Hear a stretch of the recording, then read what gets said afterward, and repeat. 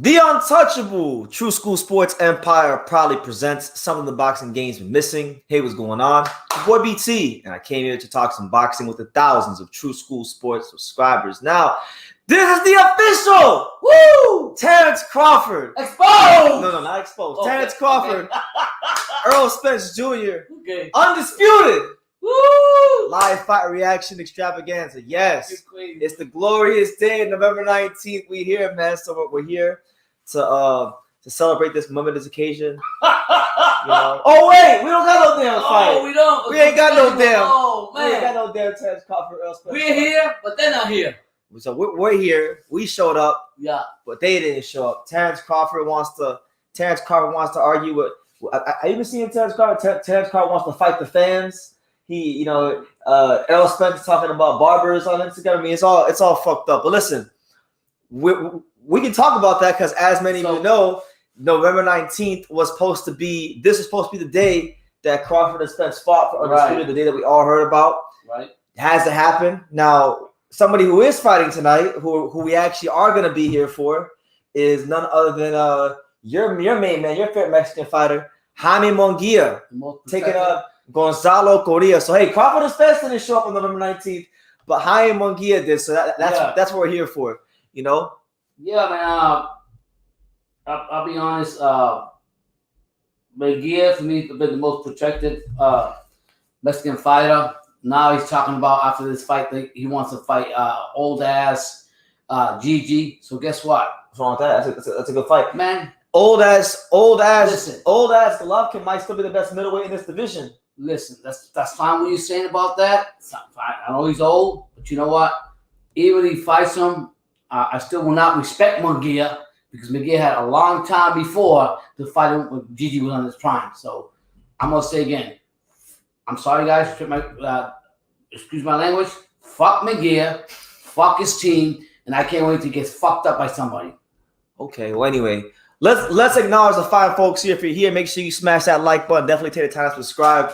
Right now, just so you guys know, we are watching the Munguia card is in the background on our TV.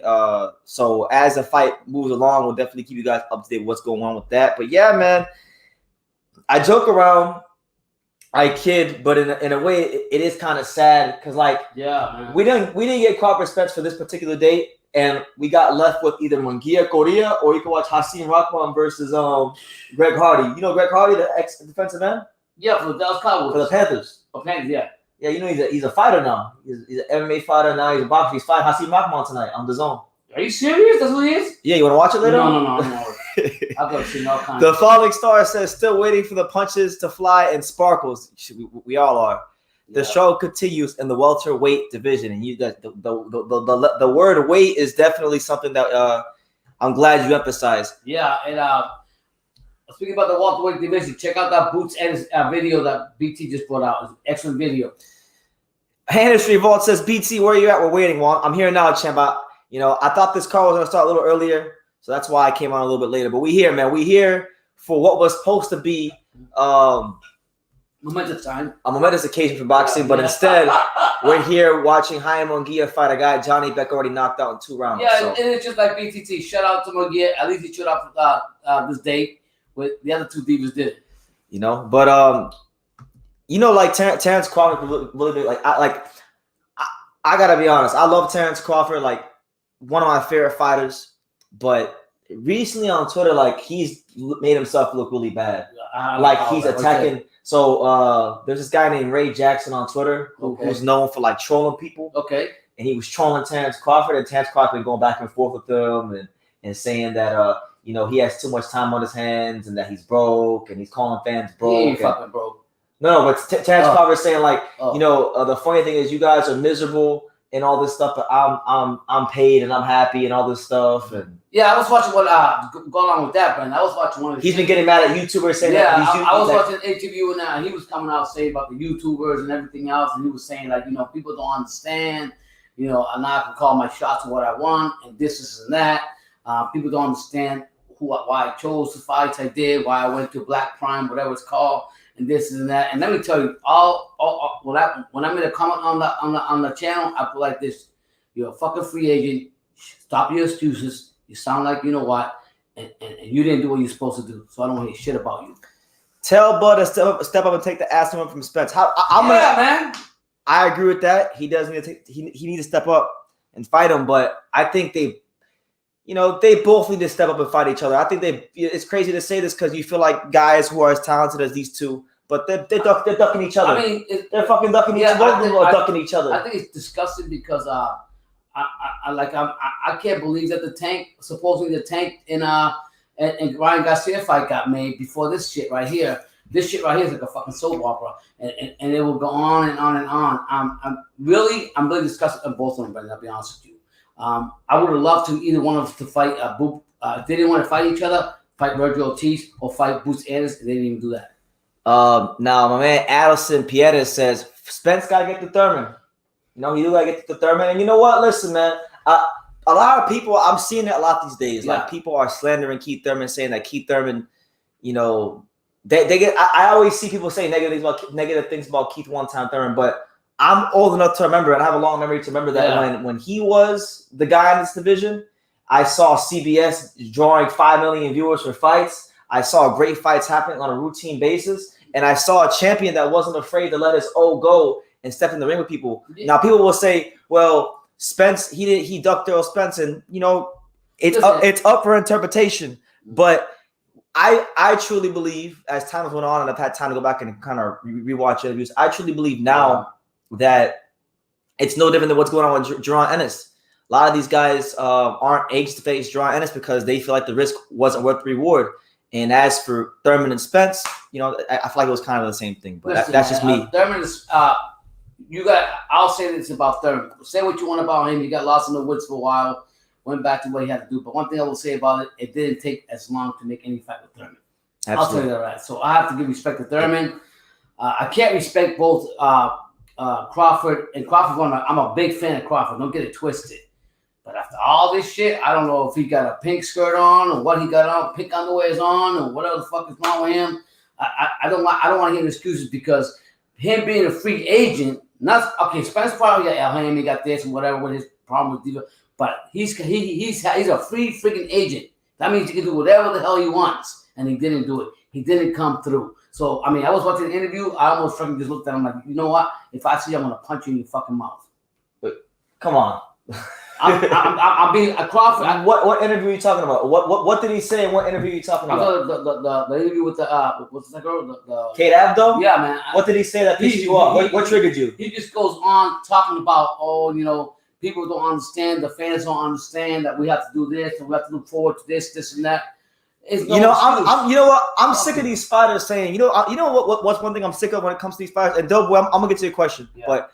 It's one thing that pissed me off about some of these fighters. They're so quick to say the fans don't understand. Okay, so why don't the fuck you make us understand? Yeah. Why don't you help us understand? You can only, you can't feel sorry for. I can't feel sorry. He said a good point. Doughboy says, and this is actually on a more positive note. Yeah, so I want to see what your take is on this, Pops. The WBA got Ortiz versus Diana, so the question becomes, who does Boots fight in January? Could it be Ugas because Rashidi Ellis's team has apparently turned down Boots Ennis? I gotta hit up Rashidi Ellis and ask her that question myself. Maybe get him on here this coming week for the show.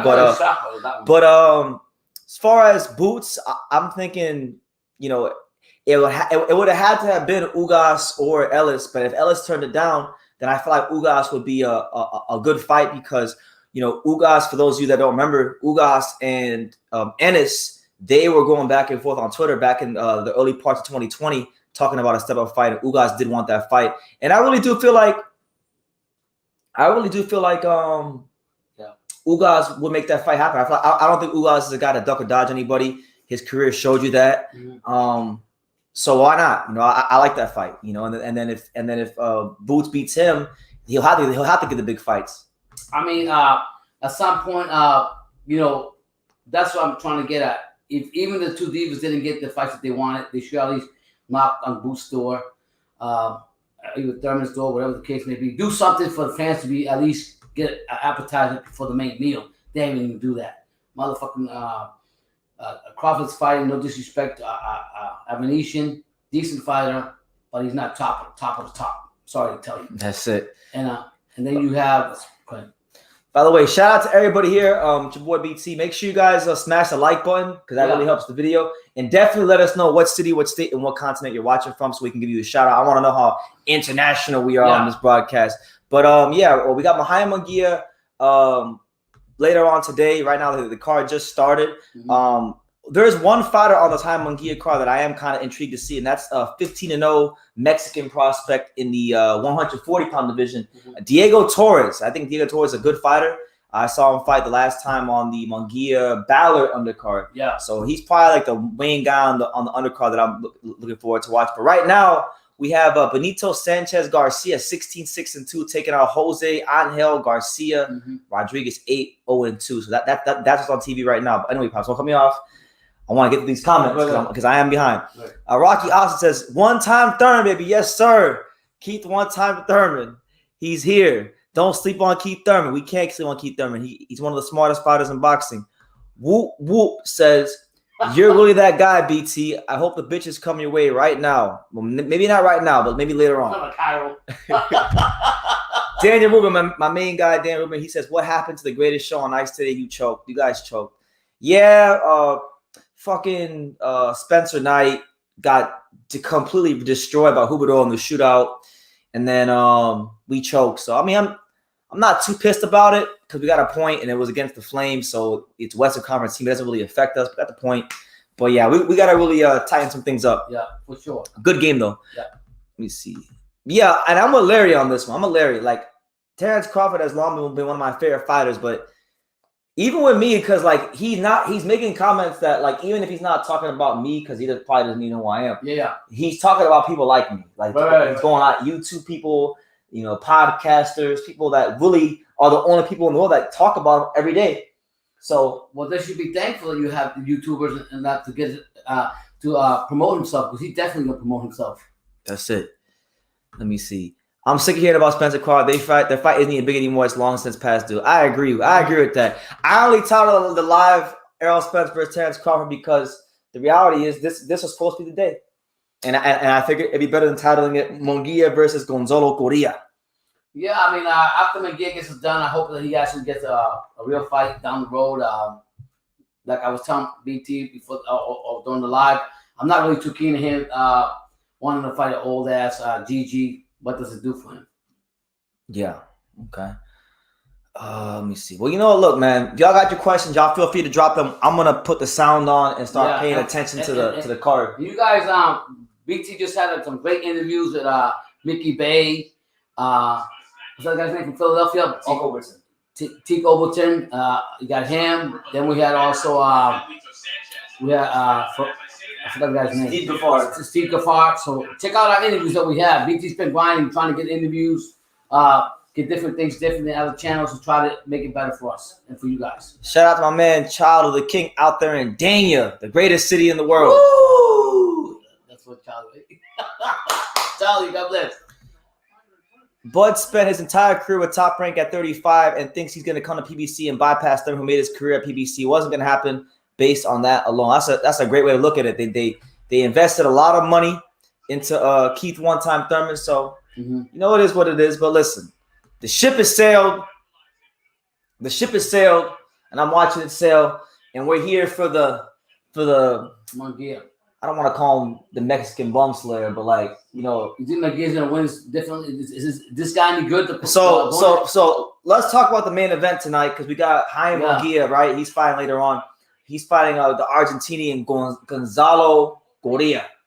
Now, I've only watched Gonzalo Coria fight one time, and that was against Johnny Beck. And do you know what Johnny Beck did to him? Pieced him up. 2 rounds. Wow. 2 rounds. So this is really a stay busy fight for Munguia. He should win, and if he looks anything less than spectacular, he's going to get criticized. Yeah.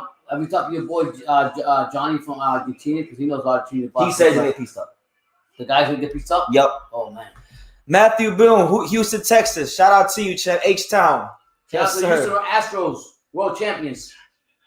Boxing Gems. We got Boxing Gems in the building. Boxing Jam. Y'all need to follow Boxing Jam, the best channel in boxing breakdown. Hit that like and follow Boxing Jam. He said, I love the title. Yeah, man. Today was supposed to be the day, so I'm honoring everyone's favorite fight in the YouTube boxing community by titling the live. You know, I'm really it's really the Munguia Gonzalo Coria live, but you know it's I'm gonna title the Crawford Spence. And there was an earlier fight between Anthony Yard, Anthony Yardy. Anthony Yard had a tune-up today and he won. So he's gonna fight. So now that Anthony Yard won his tune-up, Anthony Yard's and Better Be is now official. That'll be on January the 28th out in England. So you know, Better BF takes care of business.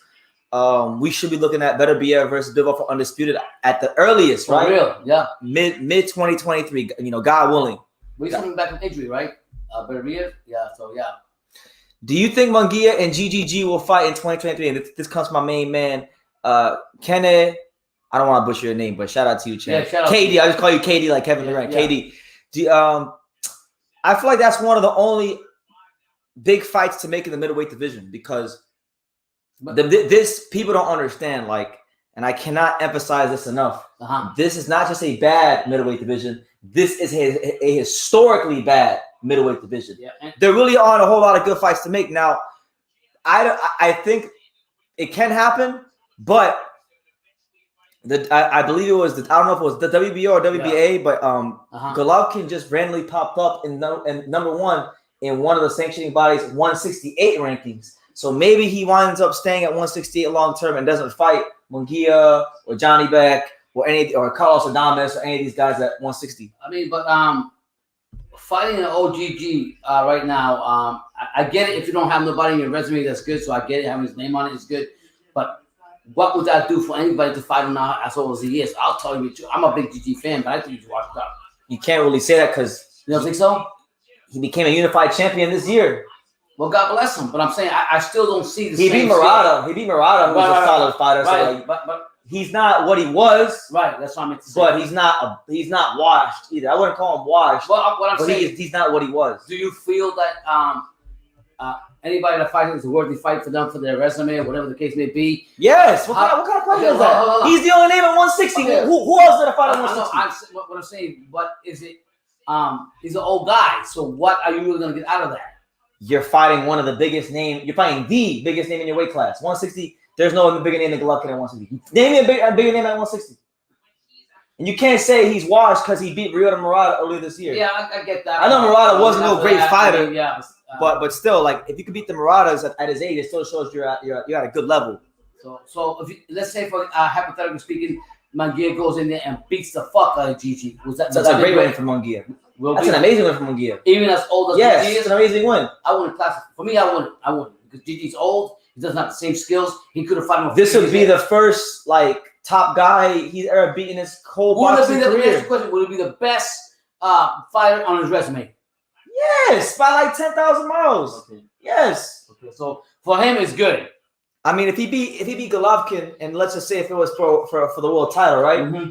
Then, in my opinion, now he's actually finally a legitimate world champion because I never counted that Saddam Ali bullshit. Yeah, you know, because he beat Saddam Ali. Yeah, remember Saddam Ali won the title against Miguel Cotto at 154. Remember that? Saddam Ali is a welterweight, and he's not even a big welterweight. And he won a world title at 154, and then Munguia jumped on it. The fucking Munguia was like 10 times bigger than him. Yeah, and it was so I never really look at him as a legitimate champion. To me, he's never won a world title. Right.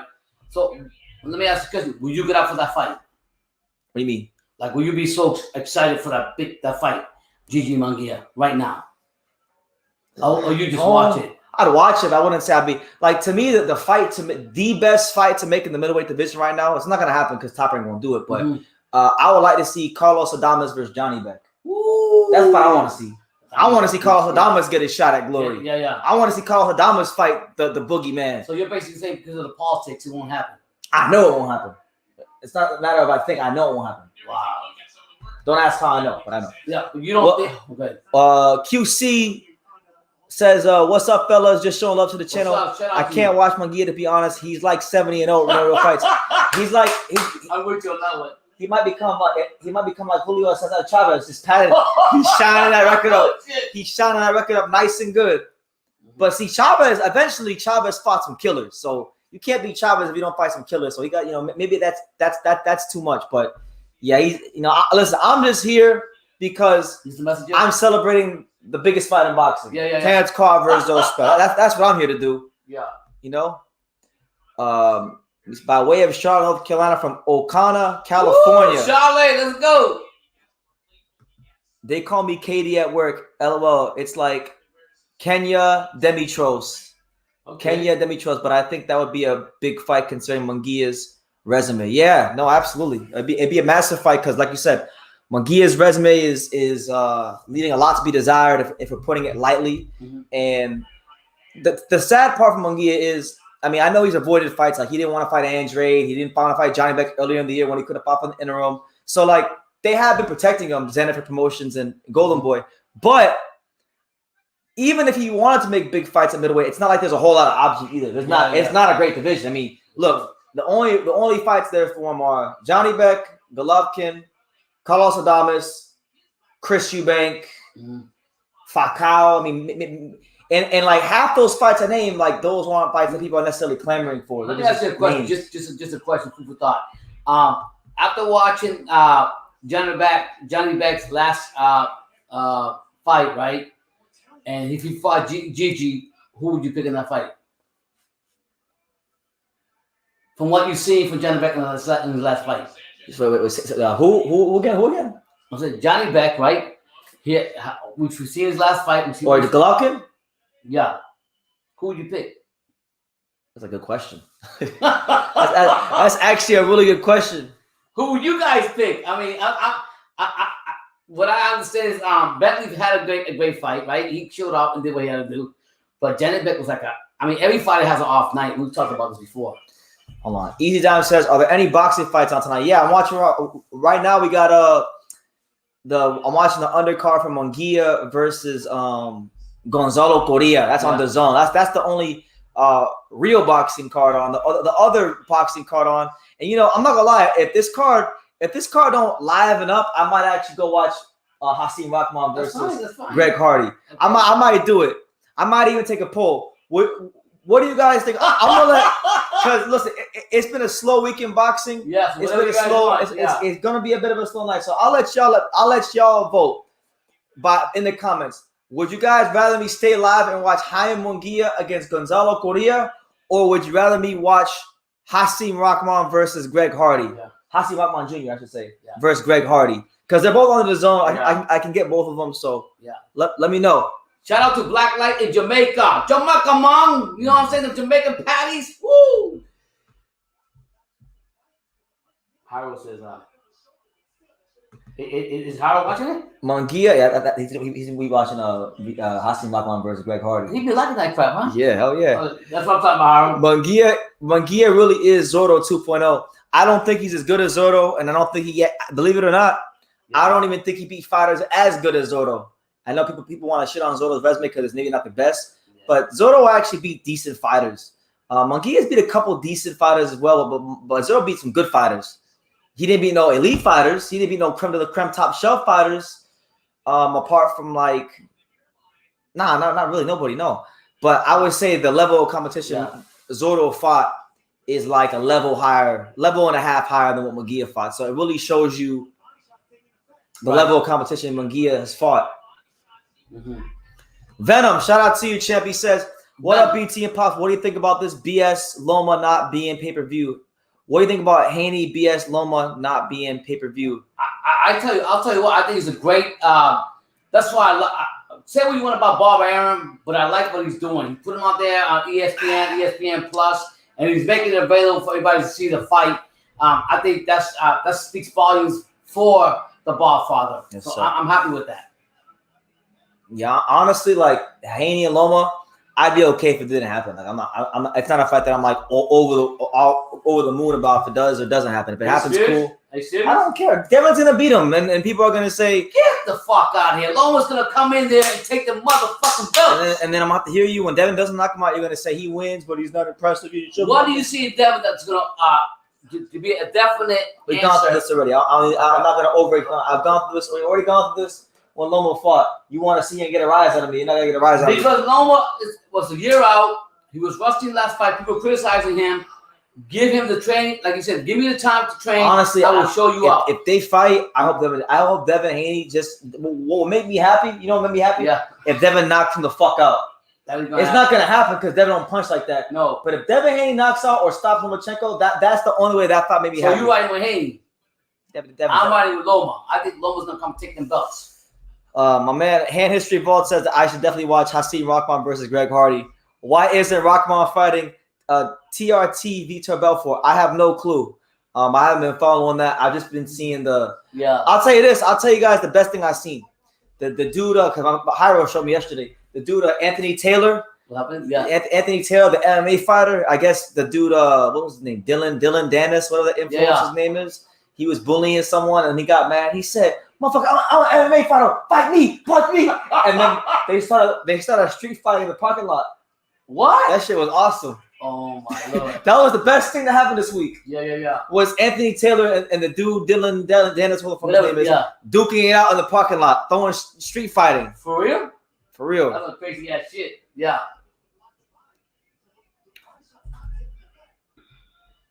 Let me see. If Dev knocks him out, I take back everything I said about him. Wait, said? This man right here, he said, if Devin Haney knocks him out, I'll take back everything I said about him. Ain't happening. These influencers aren't no national champions. They don't need to fight bums. Misfits boxing is better promotion than bitch ass Eddie Hearn. That's it before. That's Hyro. Well, Hyro, this is Eddie Hearn. This is actually your boy, Miguel Beltran in Xanafer Promotions in conjunction with Oscar De La Hoya, Golden Boy Promotions. So, you know, I know you hate Eddie Hearn. I know you want to let the whole world know that you don't like Eddie Hearn and he sucks and you think he's a bitch. But Eddie Hearn isn't promoting this show. Eddie Hearn's go with the money. You know what? Not for nothing. You know what? Let's spice things up, man. Let's spice things up. We're gonna go watch some Misfits boxing. We'll tune into that. Yeah, we'll go watch it for a little bit because I mean this was the main right now on put on all 29. Please hit that like button, super chat. BT's here live with crazy ass pops. Give a like. Tell us what city, what state you guys from. Tell them what you're sipping on. I am sipping a new one. I gave up Bud Light. Bud Light stands for something. I forgot what it was. I gotta get what it stands for. But anyways, I'm sipping on You Got It Toyota. It's called the Heineken. Yeah, I'm talking about shit. I love it. Thank you all for all being here. 28 of you. We're trying to make this lively, as interesting as possible. Give your remarks to everything. Check out BT's interviews with like I said, with Mickey Bay. You know what I'm saying? Check out with what's his name? Atif Overton. Atif Overton. Philly stand up. Rick Glazer. Steve Gaffar. Check out those recent interviews on there. We're just a cut above, and we're different than the rest of the channels. Hit that like button and keep on following us. All right, so look, listen. I can't believe I'm doing it, but this is what Crawford and Spence want to get mad at these influencers and shit in boxing. Yeah. Now look, people want to get mad at influencer boxing. I'm even guilty of it. But look, what else do we have to watch? Yeah. You know, we figuring what Anthony Yard in the tune-up, Munguia in the tune-up. I mean, Detroit, salute. That's so you know what? We're gonna give these freaking influencers a chance, and we're gonna see what this is about. I can't believe it's come to this. Boxing's in shambles. We out here live talking about influencer boxing. And this is the guy, the famous UFC. What is it called? I don't know. Yeah. No, that's not him. That's not Area 1. That's not him. It's a guy named Fuzi2. It's a guy on YouTube. Yeah. Fuzi2, yeah. Damn. I don't know who he is because DeMore lived with me and that's Nigerian. Child of Nigeria. What the hell is this? All right, so right now we're watching the Misfits boxing. Some guy named Ice Poseidon and some guy named Buckingham. Locker room. English? That's what we watch, right? We watch influencer boxing. Yeah, who you guys? That's what it's come to. Until the main event. Who you guys get on that? We have no clue. Someone, hey Howard, where you at? I need to get educated. Who the fuck is Ice Poseidon? Look at him, it's crazy. Munguia is about to have his 40th consecutive tune-up. Yeah, I'm with you on that one. I mean, until he fights a legitimate fighter, I'm with you on that one. These influencer boxing events be fun as hell when you're drinking. You got that right. What did Anthony Jones, Detroit, stand up. Stand up. Harrison got a big fight Fundora. I got Harrison beat Fundora. Who's this guy? These are popular guys? I don't know. So we got Ice Poseidon versus Brandon Buckingham. So they got the Instagrams. I'm gonna look up who the fuck these dudes are because I don't know who none of these dudes are. So Eddie Morales says apparently Ice Poseidon is a Twitch streamer. You know what Twitch is? No. Twitch is like a platform where people can stream themselves playing like video games and things like that. So basically, this is and it's very popular, and I guess he does that. So basically, this is like a YouTube thing. This whole card, except the main event, is all like YouTubers and Instagrammers and Twitch streamers boxing each other. And it's sad because they got in the ring, but you know the two divas at 147 couldn't do it. It's so crazy. It's really making a mockery of the sport. A lot of times too. So Ice Poseidon, Paul Danino from Austin, Texas. That's his name. Like people actually watch this. So This is gonna way higher. Like in fact, I'm pretty sure if I retitle this live to Hasim Rahman versus Greg Hardy live, you know what? Fuck it. You know what? Hold on. We're gonna do that. Yeah. Y'all listen. Listen. I'm retitling this live. Fuck Crawford and Spence. All right. I'm gonna go. What I'm gonna do is I'm going to retitle this live. Greg Hardy versus Hasim Rahman. Yeah, we're not watching Munguia. It doesn't mean we can talk Munguia. Yeah, it doesn't. This doesn't mean that we're not gonna watch Munguia. No. I'm not watching. I'll talk about boxing. We could talk about boxing, but we're just having fun with it. So hit that like button. Keep them entertained. And hold on. Yeah, hit that like button, guys, and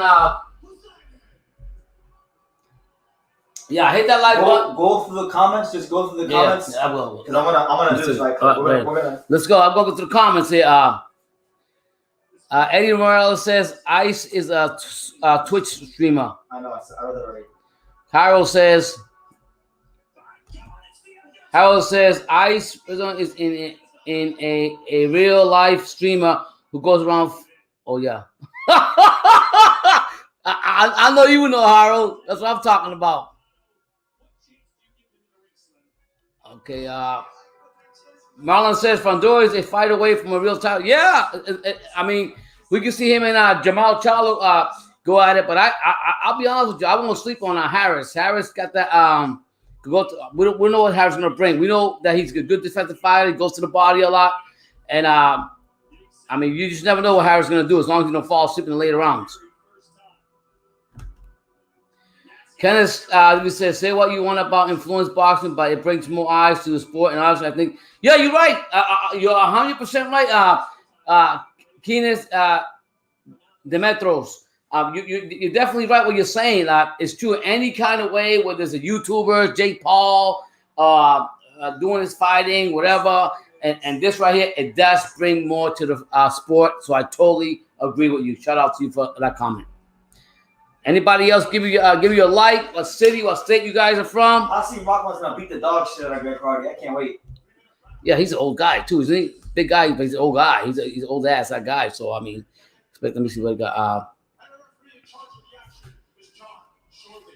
Anthony Jones says he made me laugh. Anthony Jones says Bud the Duck because Spence can't force him. You on now they're both ducks. Yeah, they're both divas. They both gonna have it done. My son is adamant on that one. So he's not gonna change that.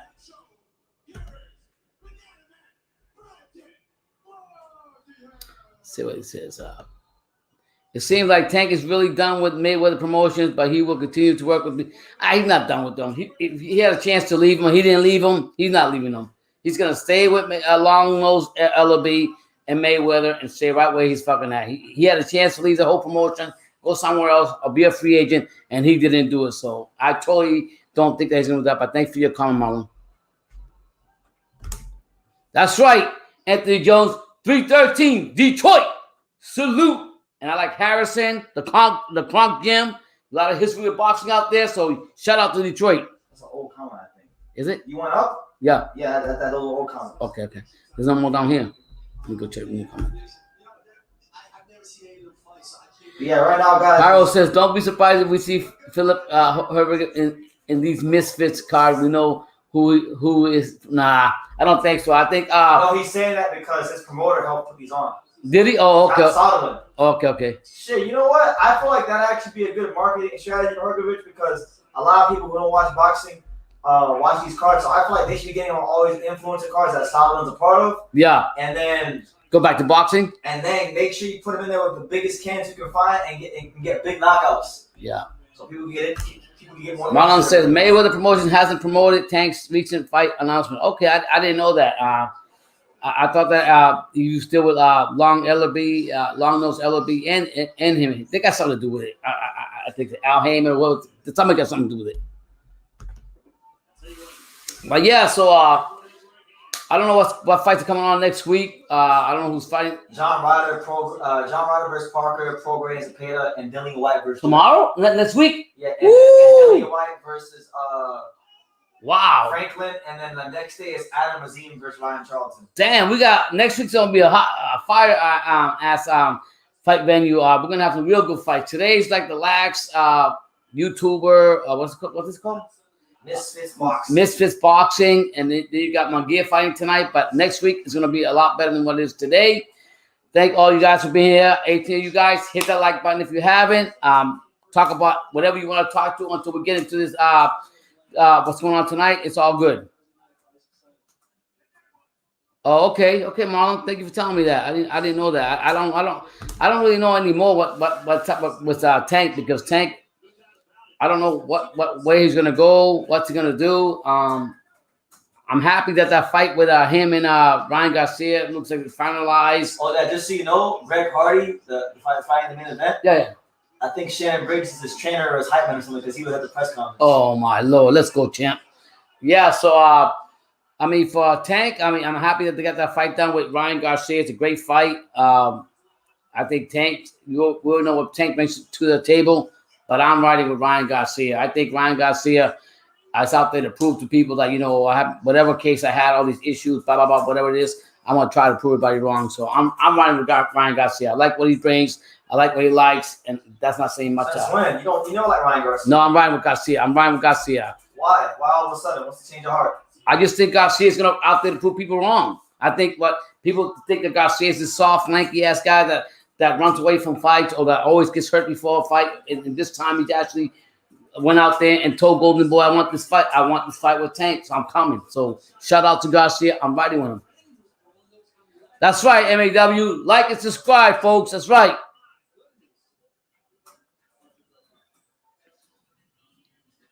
It says Eddie Morales says, "Damn, ice poison got stopped." I heard about it. I don't know whatever. I heard the commentary. Oh, Harold says these guys come to fight, unlike these fighters. Put up there. Harold says these guys come to fight, unlike these fighters that fight once a year. You're right. I'm riding with you on that one, Harold. Definitely. Thank you, Harold, for supporting the channel. What you do for the videos. Shout out to you, man. I love that Boots Ennis video. I can watch it 100 times. You all guys need to check it out. Hit the like button, because that Boots Ennis video that's on True School Sports. Check it out, man. I like that. Either way, Tank vs. Ryan is very appealing to the casual. Yeah, man. We have to have stuff. At least we know they signed the contracts. At least we know we got the fight done. That's something we can't say about Spence and Crawford. So we have to look at reality and just deal with what we got and what we're throwing at us. You know what I'm saying?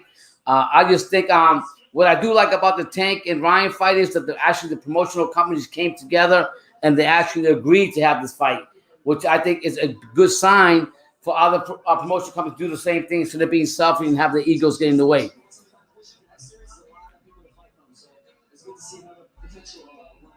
Harold says, let me see. Harold says, look out for prospect Dean the Great.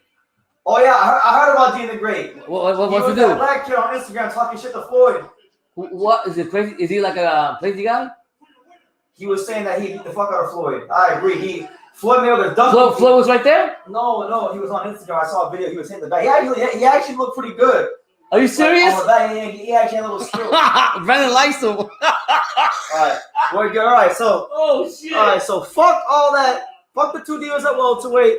Fuck the bum slayer Munguia. All right. So we're gonna start this live over again. So ready?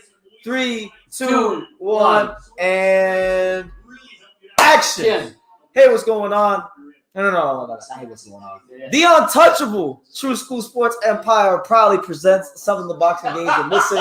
Hey, what's going on? It's your boy BT, and I came here to talk some boxing with the thousands of True School Sports subscribers. Now, this is the official Hasim Rahman Jr. versus Greg Hardy live fight reaction extravaganza. Thankfully, some real boxing. So real boxing. He didn't get Rahman didn't get the Jake Paul fight, but he definitely got this fight. No, I find it unbelievably insane how back in April or March, Hasim Rahman Jr. got knocked the fuck out by Tommy Morrison. So you were alive for that fight. Yeah. And then he fought Jake Paul, or no, he signed to fight Jake Paul. Didn't fight him and just became a star off of a press conferences.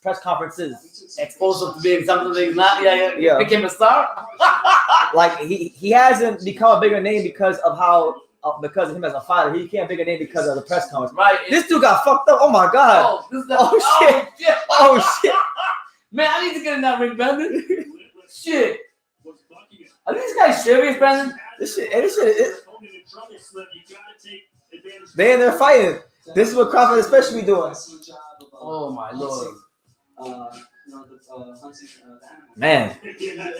This guy, he did something. He did. He got in the ring in front of a bunch of people and he won a fight. That is something. You can't say that's not something.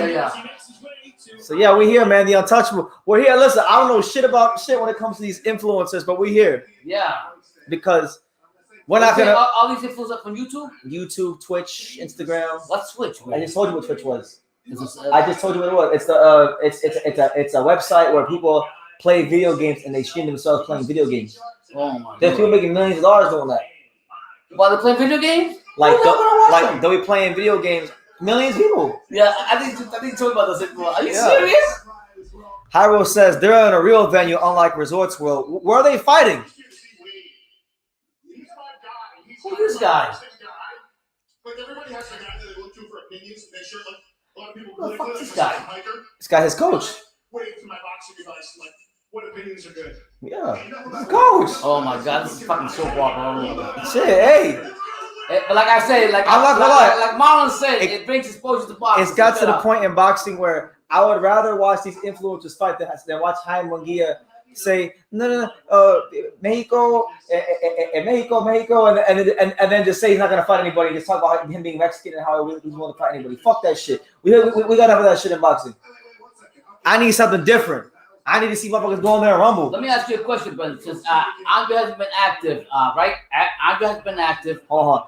El Único Culture says, yo, BT, you can be a streamer too, making big bucks playing Max Payne.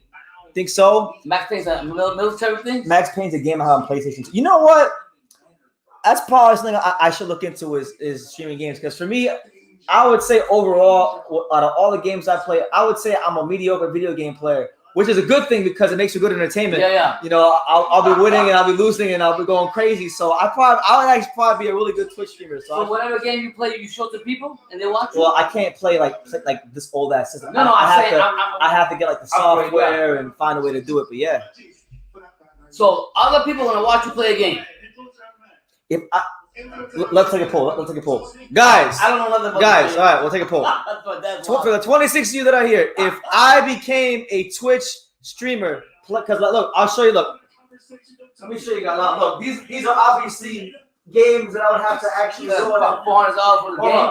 I would actually have to go. Like, look, I love video games. I bought a PlayStation 2 recently. Like, look, these are some of the games that I play on the regular. So, look, I got Mortal Kombat, Deadly Alliance Classic. That's old. The game I probably play the most in my room is NBA Ballers, another good one. You know, I'm only showing you guys these games because I do play video games. How many? Just yes or no? If True School Sports started Twitch streaming playing video games, would you guys like that kind of content?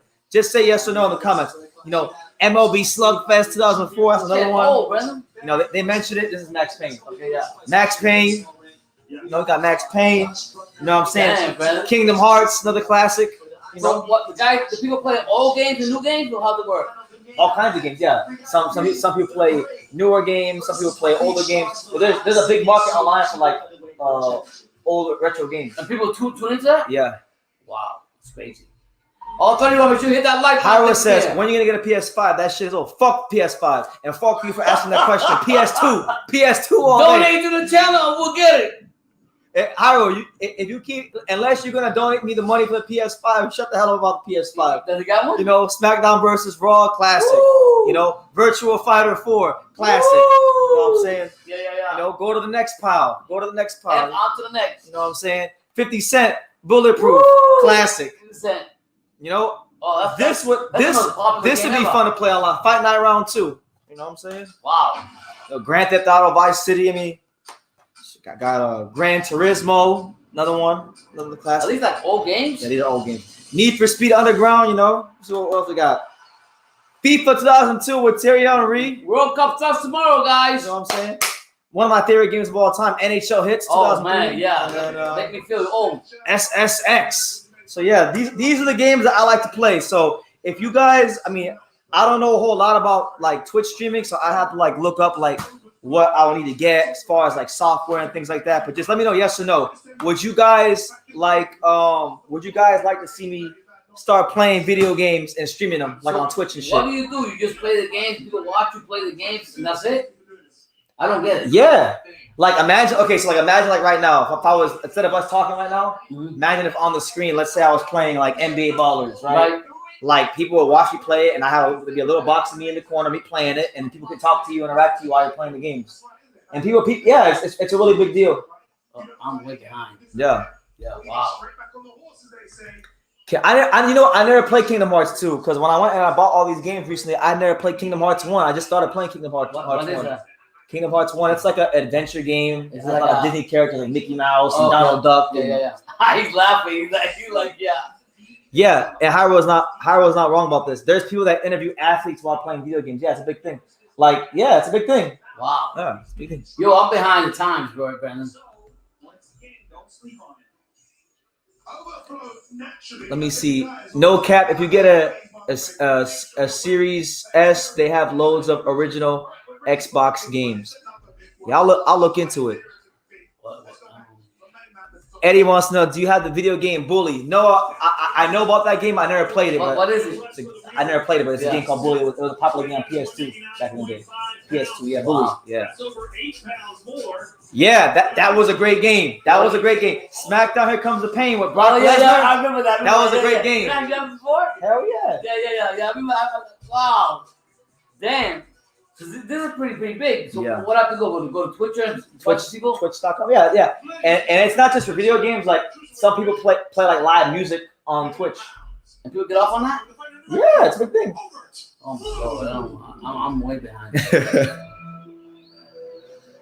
All right, so I don't know who's fighting right now, but we got our next fight on the Misfits boxing card. It's called Misfits? It's called Misfits boxing, yeah.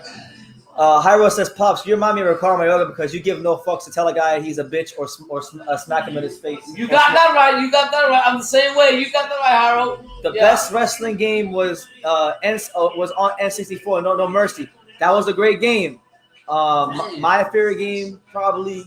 That's Nintendo, isn't it? Yeah, my favorite wrestling game is Here Comes the Pain or. How about the old kinds of shit? Yeah, I remember that. MAW says, I'm here for the box tick content only, to be honest. And I got you, Chad. Yeah, I got you, man. We just talking about. I'm just asking a question because it came up. If you have more questions, MAW, go ahead and talk, man. We're here. Blacklight says, Dad remembers some games. I mean, I'm sure he does. He had to pay his paying. Yeah, I was paying. I remember paying for all this shit. So, but as far as now, I'm freaking lost. I have no clue on all these types. You know what would be crazy? Hey, I got an idea. No. I got an idea. What if we had a Twitch? What if we started a Twitch channel and Pops played the games? Now that would be something. I have no clue on that. Exactly. That's making it entertaining. That's exactly what making it entertaining. What do you guys think about that? I'm just spitballing ideas here while we're waiting for the next fight on the Misfits card. We got FaZe Temper.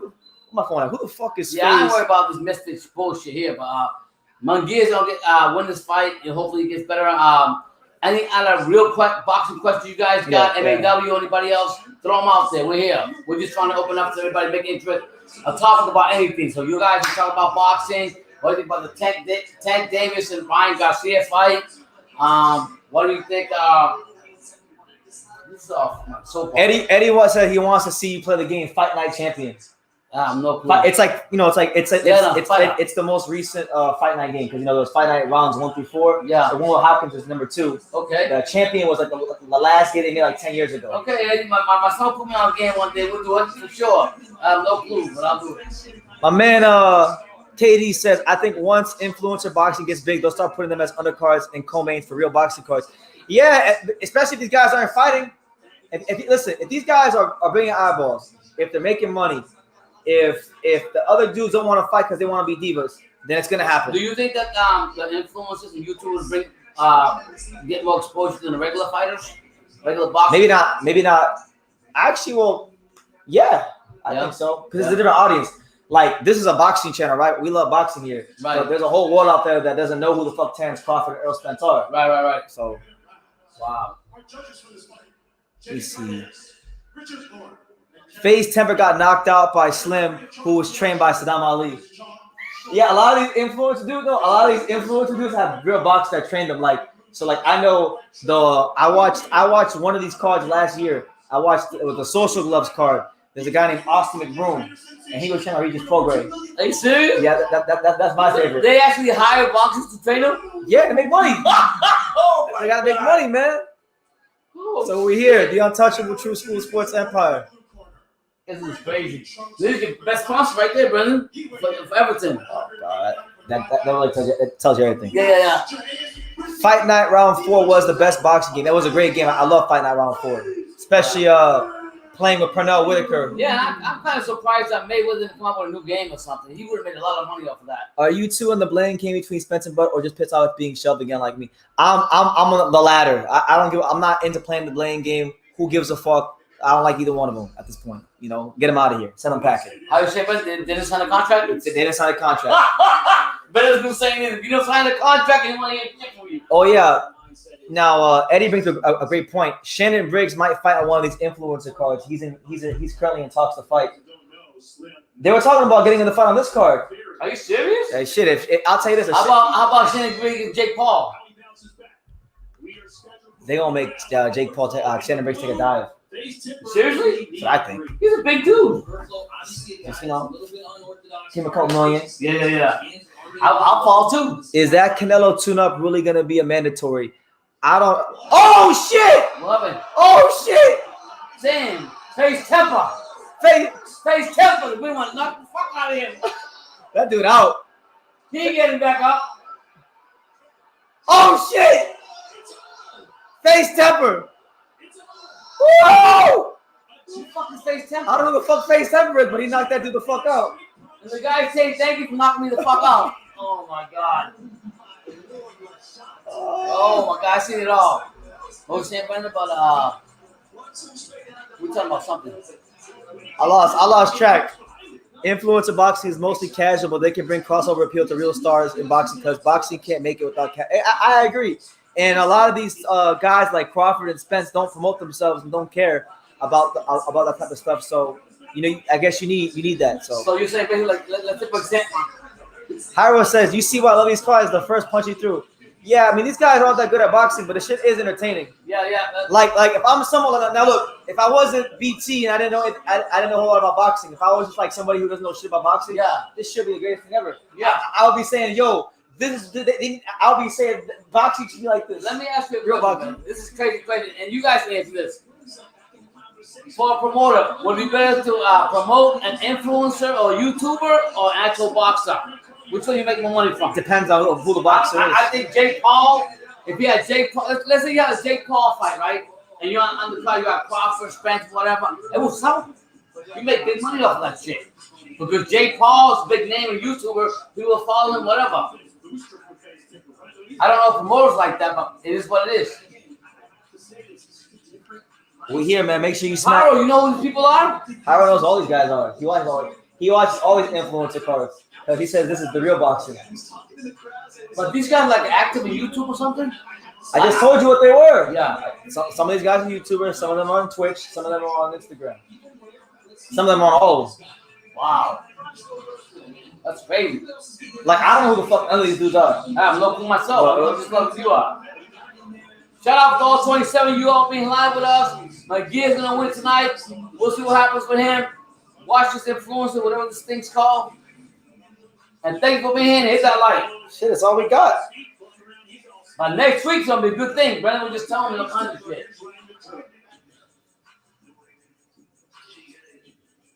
That's crazy. So who's the main event here? I just told Hasim Rahman versus Greg Hardy. That's the main event. So he said, fuck Jake Paul, and he went to Hardy. Basically what he did. Mm-hmm. Said, screw Jake Paul, I'm going to fight Hardy. Shout out to him. Got knocked out in his X-Series debut, and then knocked out. That's all. So this guy got knocked out the last time he was in the ring, but now he got the knockout. So see, he came back from the knockout. Yeah, he came Gotta back. respect that man. He got knocked out, came back, and got a knockout. Yeah, so it is what it is. If Terrence Crawford or Earl Spence got knocked out, we never hear from them. They retired. They went back for 4 years. I can't believe it's gotten to a point where I respect Face 10 more than I respect Terrence Crawford. And Earl Spence. What we respect about them is that they actually getting in the ring and having a fight. Regardless how ridiculous it is. Obviously, they're not as good. No, we will know. But they're at least making the fight for the people, the fans. Good point, Katie. Yeah. Some of these guys are also TikTok. Oh, okay. Yeah. This group of fans, along with today's fighters, have not grown casuals into mainstream self-promotion. It is vital to the sport. I agree, Andre. Shout out to Andre. Yeah. Yeah. Any way to keep the sport alive. Who the fuck are these guys? Well, I don't know who that guy's name, but that's Ade Oladipo. He's a YouTuber. Okay. Boxing guy. He's actually a boxing guy. Like, he has a boxing channel. Yeah. Shit. Okay. I can fluctuate, man. It's a good way for me. 170 is a good way. Either way, I'm good to go. Mentally, that's an impressive performance. Considering what happened in the last performance. And you know what? You know what's crazy, Andre, is the handful of fighters we do got in boxing that do actually promote themselves and do it in a great way, like Ryan Garcia and Anthony Joshua. These guys get shitted on. Bruckner. Not Adrian Bruckner, but like I'm talking about more like Ryan Garcia, Anthony Joshua. Okay. Those guys, especially Ryan Garcia, mainly him. Ryan Garcia promotes himself probably better than any young fighter in boxing, and he gets criticized for it. So boxing actually, like, he's done what he's done. He's done what he's supposed to do outside the ring to get people interested in him. So you can't. And he gets criticized by the people who are supposed to be uplifting him. So you can't. A boxing fan. That's crazy. You know he's baptized too, right? I'm baptized too when they fight. No, you see baptized and everything? I didn't see that part, but no. I did. Yeah. So I mean, what I think, a fighter like Ryan Garcia, who's got the whatever it's called, the followers and this and that, it's good for boxing. I think it's gonna bring more attraction to it. I mean, to any other fight, and then all these YouTubers that people actually watch the soap opera is also good for boxing.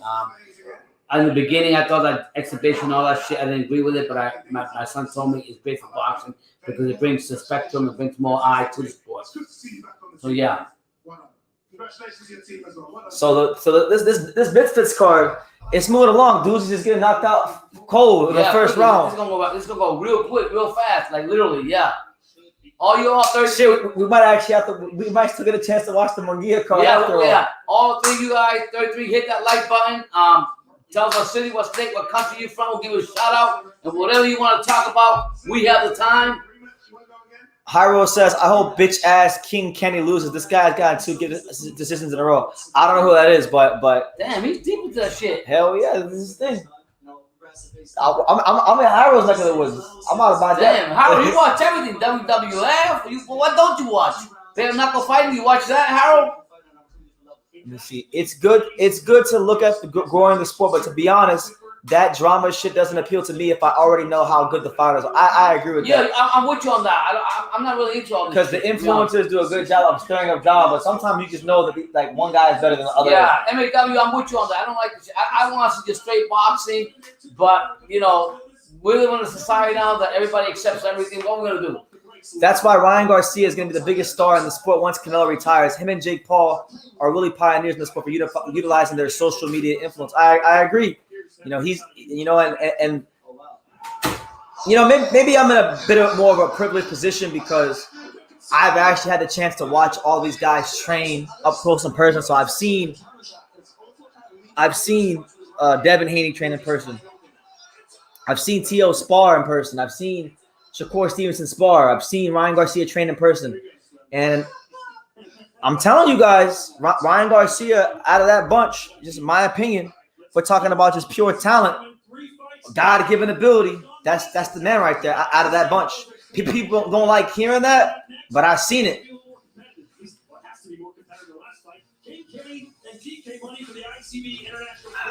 I totally understand the lack of personalities. Need to grow the following. A lot of talent, but not enough charisma to sell the fight. Promotion is imperative for this great. I agree, and some guys just don't quite understand it. Okay, Dean the Great. I'm waiting for this kid, Dean the Great, because I seen him on Instagram hitting the bag, and he looked like he had some skills. So there's one guy I'm really excited to see on this Misfits card, even though I don't know who the fuck he is. It's probably Dean the Great, just because what I've seen on Instagram. I know nothing about him other than the fact that he called out Floyd in his Instagram video, and he was punching the bag. That's really it. Ryan beating Tank would be the best for boxing. More eyes in the sport. I think it would. I think it would, and I think it's gonna happen. I got Ryan Garcia by decision.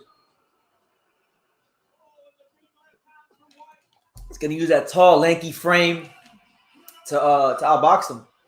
People are gonna be very surprised come whenever the hell they fight, if Tank is able to get through Hector Luis Garcia. Before you saw Ryan train, did you think he was a hype job? Be honest, BT. I thought he was, I wouldn't say yeah, I did. I thought he was talented. I thought he definitely had some qualities to him. But I thought it was very overrated. But then when I saw that shit in person, and you gotta remember, I've seen a lot of great fighters train in person. I've gone to a lot of gyms, whether it be here in South Florida, New York City, Texas, England, California.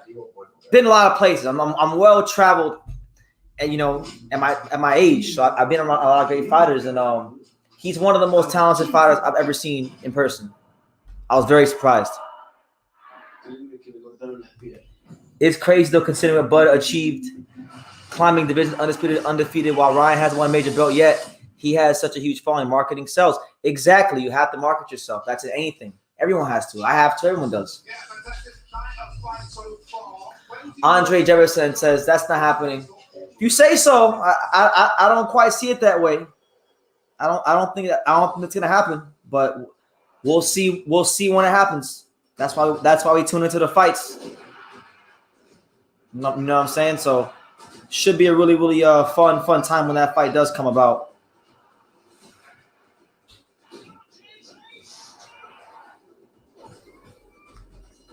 Chance Dotson, what's good, champ? Good to see you. Hope all is well with you. Shout out to you out there in Texas. Hope all is well. Make sure you guys hit that like button. Definitely take the time to subscribe. Yeah. Super chat. All that good stuff. We here. It's a pretty slow Saturday night in boxing. So we wanted to spice things up. We're live for the Misfits boxing card. Greg Hardy. Hasim Rahman Jr. Don't know what to expect, but I know it's definitely going to be a spectacle. I'll tell you that much. If you got any boxing questions, feel free to drop them down below. Chelsea, Juventus, and a sensational lineup all coming. That's next week. Our next fight, though, is almost upon us. Ray, what's good, champ? BT, my guy, what's up? What's good with you, champ? Hope all is well. Good to see you. I'm just here, man, trying to put a nice little cherry on top of what's been a very busy week for me. Extremely busy week, tiring week for me, but I'm here, I'm living, and I'm definitely a blessed individual. This is going to be something a bit special, I think. Yeah. Because King Kenny's coming as the champion. DK Money may be underrated. Did Munguia beat the tomato can yet? I don't know. I'm not watching that card. I'm watching Hasim Rahman versus Greg Hardy. So I'm gonna watch this whole card. And if Munguia is still fighting, we'll watch Munguia. But right now we watching these TikTokers and influencers. Now I don't know who the fuck King Kenny is, but my man Jairo, he's my influencer boxing expert. He says that King Kenny got 2 gift decisions, and he's fighting a guy named DK Money, who I don't know who that is either. We all know how that's gonna go. He fought 2 tough opponents and took them the distance and won. If DK Money comes in that ring, bullies them, and makes a hits fight, we could see an upset tonight. That's what it is, isn't it? He's got a bully. If he's trying out box King Kenny, he's one of the best in this kind of CrossFit crossover boxing, isn't he? He's the best at that. It is entertaining. Listen, you can say it's a disgrace to the sport and all these kind of things, but man, shit is entertaining. It fulfills its purpose, which is entertainment. These guys are out here claiming that they're the high level practitioners of the sport. They just coming on here to put on a show.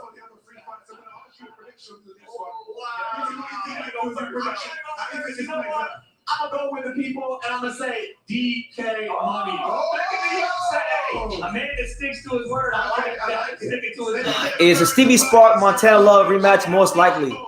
I don't know if it's likely. I think Eddie Hearn might just like do away with Montana Love altogether. But you know, if they do fight, you know, I thought Montana should have to go to Australia. I'm getting King Kenny. I think King Kenny's gonna win this one, and I think he's gonna win this one well because he needs to, considering what happened in his last two fights. That's coming up in about 5 minutes time. My bad, guys. If I'm not talking, I'm posting the link to the live on Instagram and Facebook and Twitter, so people can come in here and join and tune in and whatnot.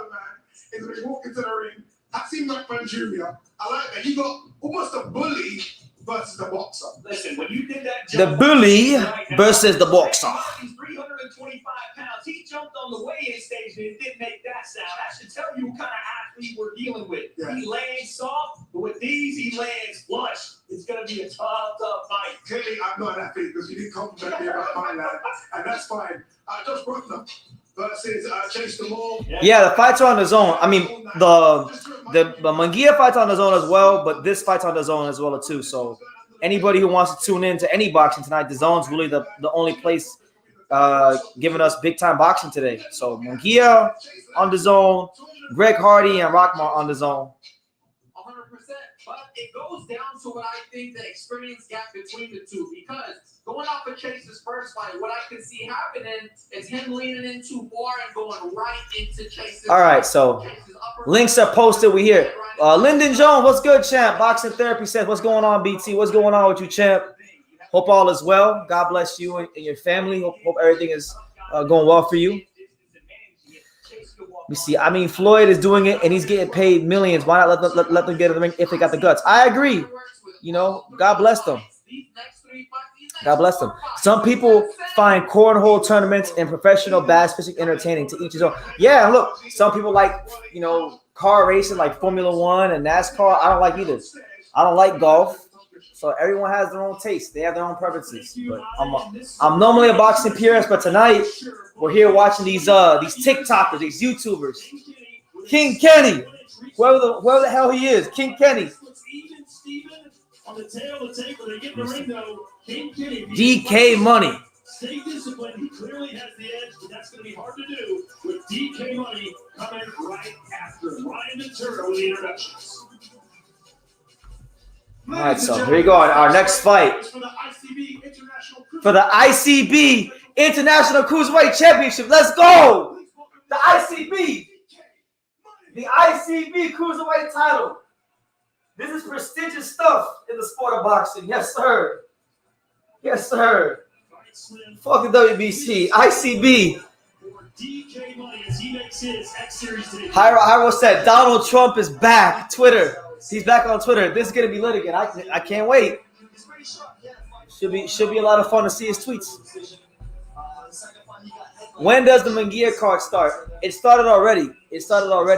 I'm not sure whether out on the card. I'm not even gonna go check it until after this. You know, the real boxing on is done. You know, the Misfits boxing card. So I'm gonna watch this. We're gonna switch it up tonight because what's the point of watching Munguia beat up another, you know, no hoper that's an overmatched fight. You know, the guy he's fighting already got knocked out against Johnny Beck in 2 rounds. I'm not interested in the fight. I don't want to sit here and pretend. So rather than sit here and pretend, I'd rather just be happy here to watch these lesser skilled fighters in Misfits boxing get knocked the fuck out. Because so far I've seen 2 devastating knockouts.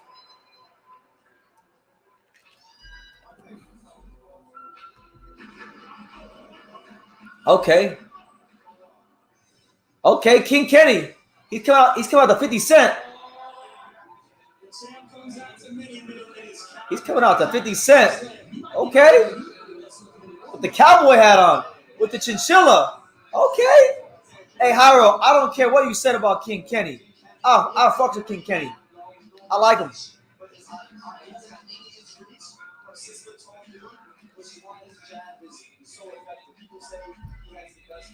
Right now, I'm watching King Kenny versus DK Money on the influencer boxing card because I'm not gonna sit there and watch Haim Munguia right now. If he's still there later on, I'll go watch him. But right now, we're watching these TikTokers, these YouTubers, these influencers, and we'll see how it goes. But I appreciate all 28 of you here. Make sure you smash that like button so we can get more people in here. Let me see what we at right now. How many likes we got right now? I'm trying to get to 100 likes by the time we get to Greg Hardy versus Rahman. Right now, as it stands, we got right now at this moment in time, we got 30 likes. So we're like 70 short. So hit that like button. It costs nothing. It helps the channel a lot, and it helps the continued growth of the channel. So if you like my content and you want to see me push forward, hit that like button. So DK Money versus King Kenny, the next fight on our influencer boxing card. It's your boy BT, the untouchable True School Sports Empire. We're here. 1.1 million followers on TikTok. Here is DK Money. Okay, he's from New York. So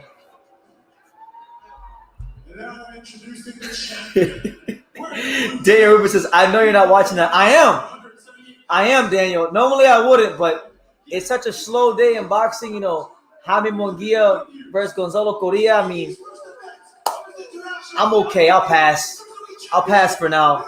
If he's still there later on, I'll go watch him. I want to spice things up today. We'll watch the influencer boxing. Give these guys a chance.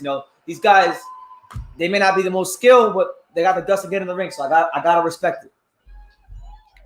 Munguia is fighting an Argentinian fighter named Gonzalo Coria. He's a guy that a couple years ago fought Johnny Beck and got knocked out in devastating fashion, face first against Johnny Beck. So it's a fight where he's gonna stay. It's there for him to stay busy, to look good, and do his thing. This has potential to be fight of the night, in my opinion. There's a lot of pressure here on Kenny. Omar Rosario is live on YouTube right now. What card is that? Daniel, put me on game, champ. What card is that? Did you watch the Anthony Yarde fight? I didn't watch the Anthony Yarde fight. When he fought, I was working out. I was playing basketball, and then I went to the gym, and then I came home and watched my boys, the Florida Panthers, choke. So no, I didn't see it, but I heard he won, and now the Better BF fight is set for January 28th. But listen, man, right now we're watching King Kenny and DK Money, the Southpaw versus Orthodox. King Kenny, the Southpaw. DK Money, King Kenny, the Orthodox.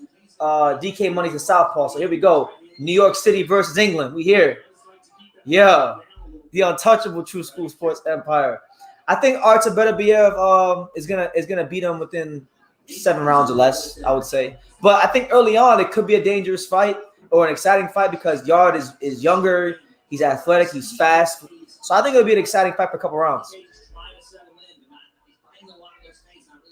He says King Kenny's gonna win by knockout. Okay. Check your phone. Okay. Let's see. Apparently Omar Rosario is fighting. Apparently there's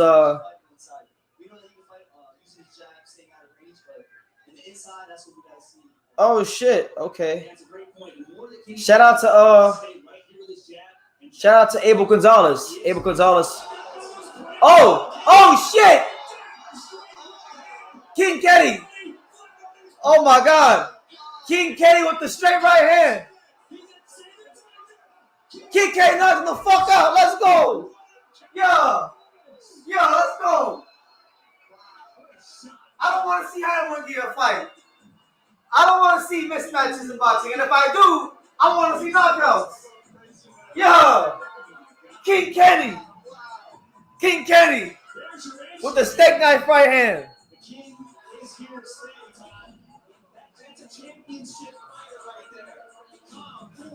Yeah, Daniel, that is weird.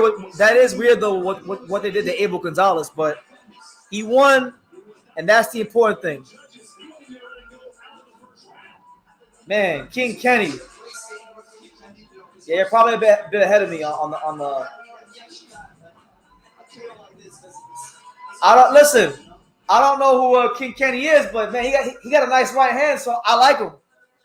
Yeah, King Kenny with the cowboy hat came from England, fucking people up. Yeah, apparently his first 2 fights were robberies, so this is like a big moment for him. So, hey, shout out to him.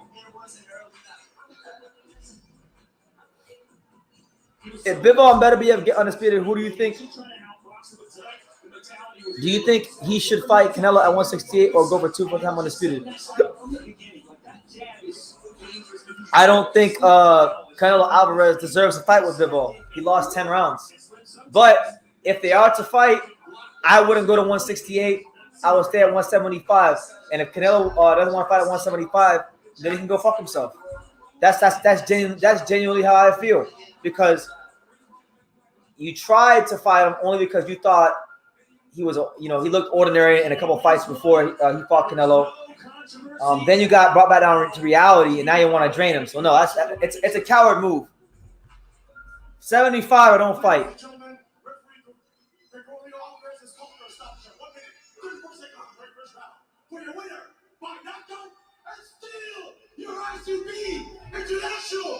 The ICB champion. Woo! Yeah, I see the belt. King Kenny got the belt. He the champion. 2-0 with knockout. What a performance here in Austin, Texas. He's got the cowboy hat on and he was ready to go for the jump. Tristo says, what are your thoughts on the fight so far, man? I like them. I mean, they haven't been necessarily competitive. They've all been first round devastating knockouts, but I'm not expecting high level boxing. I'm expecting entertainment. I'm expecting guys to go in there, make mistakes, and give fights. They're gonna be vulnerable, so I like the fights. Some of these fights kind of remind me of like when I go to amateur boxing shows and you see these guys in the novice fighters who only have like 2 or 3 amateur fights who haven't really learned how to box or slip punches. They kind of go in there and they fight like the influencers. So I'm enjoying it. King Kenny though, he had a nice straight right hand. I got to give it to him. Plant doesn't earn or deserve a rematch versus Canelo even if he beats Benavidez. Well, that's a little different. Canelo hasn't beat anybody. Who has he beat to create any demand for a Bivol rematch? Nobody with any sense thinks that Canelo could beat Bivol at this point. So why don't he go beat Benavidez? Because Benavidez is really a 75-pounder anyway. Go beat him. You go beat him, then you can fight Bivol. Yeah.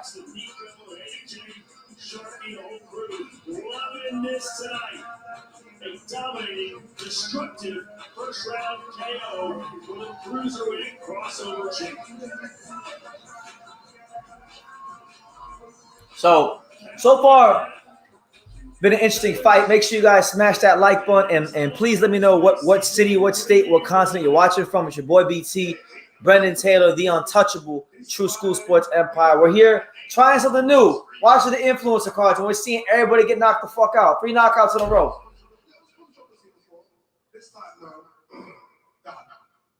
Listen, man, I'm so good. You still got your mouth guard. I want to see Canelo should fight King Kenny. Canelo Alvarez is ducking King Kenny. He don't want to fight King Kenny.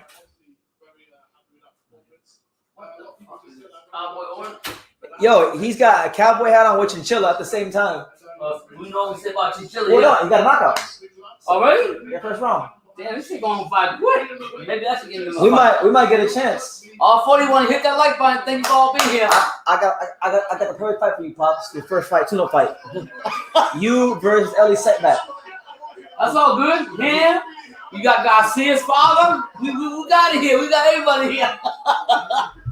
My man KD says Charlotte, North Carolina. Yeah, shout out to Charlotte, North Carolina. Yo, I mean, North Carolina soon. So the home of my favorite basketball team, unfortunately, the bum-ass Charlotte Hornets. Tank for Victor Wembanyama. Let's go. Yeah. What is it, Cowboy City Group or something? No, they're in Austin, Texas. Oh, okay. Oh, shit. Yo, these fights are going pretty quick. Hey, yo, Hyro, if these influencer cards are in Austin, Texas, why don't they get Floyd Schofield on here? Your boy Floyd Schofield, he's from Austin.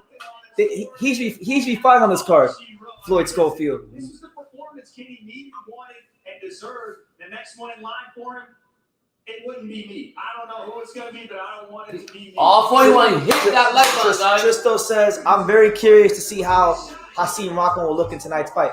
Me too, because he's gotten famous off of a Jake Paul press conference and by getting up on the microphone and saying, he's a runner, he's a track star. Are you serious?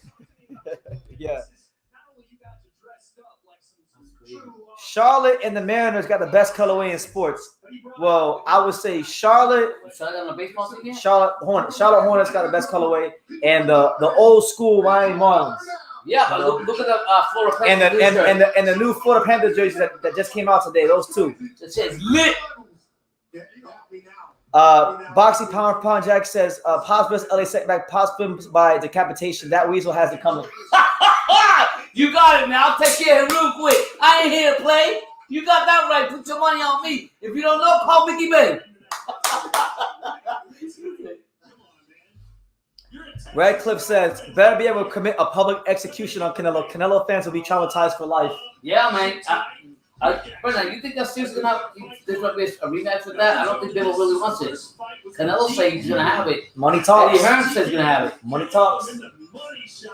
Seriously? I don't want to see because they're gonna try to drain him at 168, and basically if he doesn't win 10 rounds, they're gonna rob him of the cards. Yeah, I think. But he said the thing about Bill, he said that he's gonna go ahead and continue and trying to be undisputed. He ain't worried about that shit. Do you think Inoue should skip to 122 to hunt down Stephen Fulton since he's trying to run? Yeah, I mean, do whatever you can do. You know, Stephen Fulton. You know, we were in Philadelphia, and we you know, Cool Boy's cool with us. You know, I got nothing bad to say about him. But you know, Stephen Fulton, I asked him that question back in June. He told me he want to fight Inoue. I also heard him tell Jamil Parker from YSN Sports Media, amongst others in the gym, that he'd be willing to go to Japan for that fight. But now, some time has passed, some time has elapsed. Now we're seeing that he might be going to 126 to fight Figueroa. So who's it? Fulton? Fulton, yeah. Now I'm not gonna say he's running just yet because the reality is Inoue does have a fight signed with Paul Butler, right. So he has to get through that. But if there is no intention after the Paul Butler fight for Fulton to fight Inoue, then I'm gonna start getting really loud on here. Yeah. I mean, I think I would love to see that fight, Fulton and Inoue. To be honest with you, that'd be a great fight. Rural Child Vision says this DAZN YouTube broadcast is a well put together production.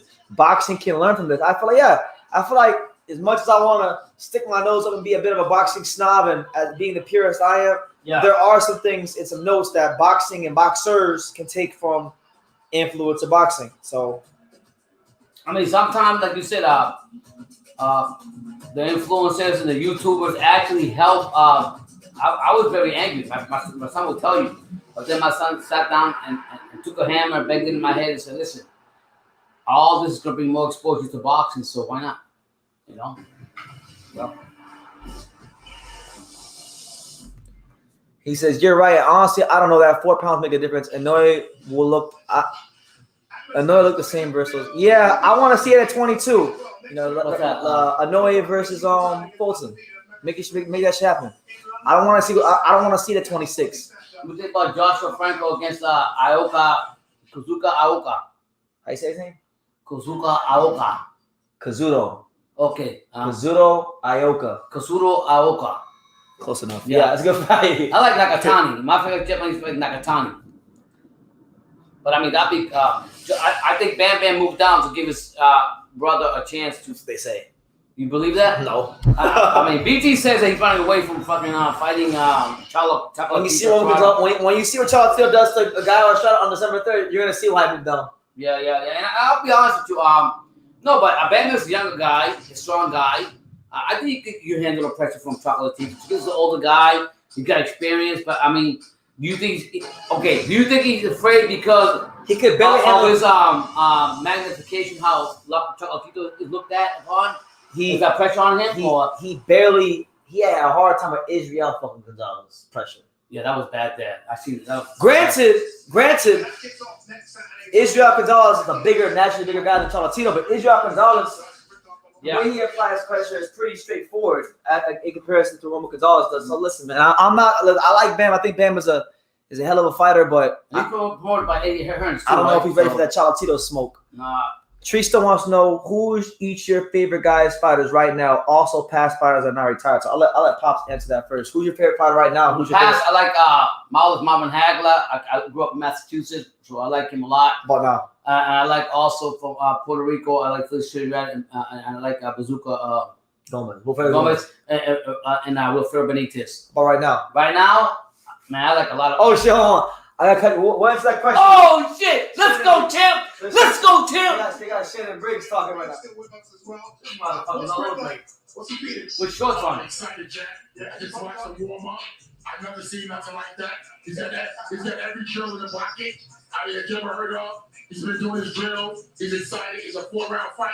I told him go. Smother him like crazy. I'm happy you said that, right? That's it. Just Smother him. 4 rounds.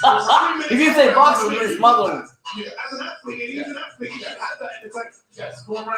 Smother crazy. That's the plan. Yeah, call it smother crazy. Don't let him breathe. Non-stop, champ. Let's go, champ. that's what it is. Fuji, do you think? So I believe Greg Hardy versus Rockwan is actually next. Okay. The weight Bro, difference, hey, I really think it is, I didn't think Briggs was big, man. versus So I've seen him. function. I think that 100 He's a big dude. weight difference is 6'4". gonna make a difference Yeah. in this fight. And I think it's something 6'4", Hasim 220. So who did he train? He's training Greg Hardy. But didn't he train somebody before in the Jake Paul? What happened? Logan Paul. He trained Logan Paul And what against happened? KSI. Logan Paul lost. I remember he said, this guy right here, Logan Paul, he can box like Muhammad Ali. I know what I'm talking about. I know what I'm talking about. I remember that. Listen, this was my fight of the night for a reason. Oh, wow. Boxing Therapy says, I wanted to see that David Haye fight so bad. I still want to see it. What's I that? still want to see Shannon Briggs versus David Haye. Yeah. That'd be a great fight. That's the fight they got to Hey, make. I can see Shannon Big fighting on this, what's it called? Misfits boxing. Yeah. Exhibition shit. I like that. There was tension in the way. There was tension in the press. Look how he coming in with his shorts and fucking shit. What comes with that? These guys don't like each other. No, I just said it. They don't like each other. They don't like each other. Shut up. They're doing it's gonna be a great fight.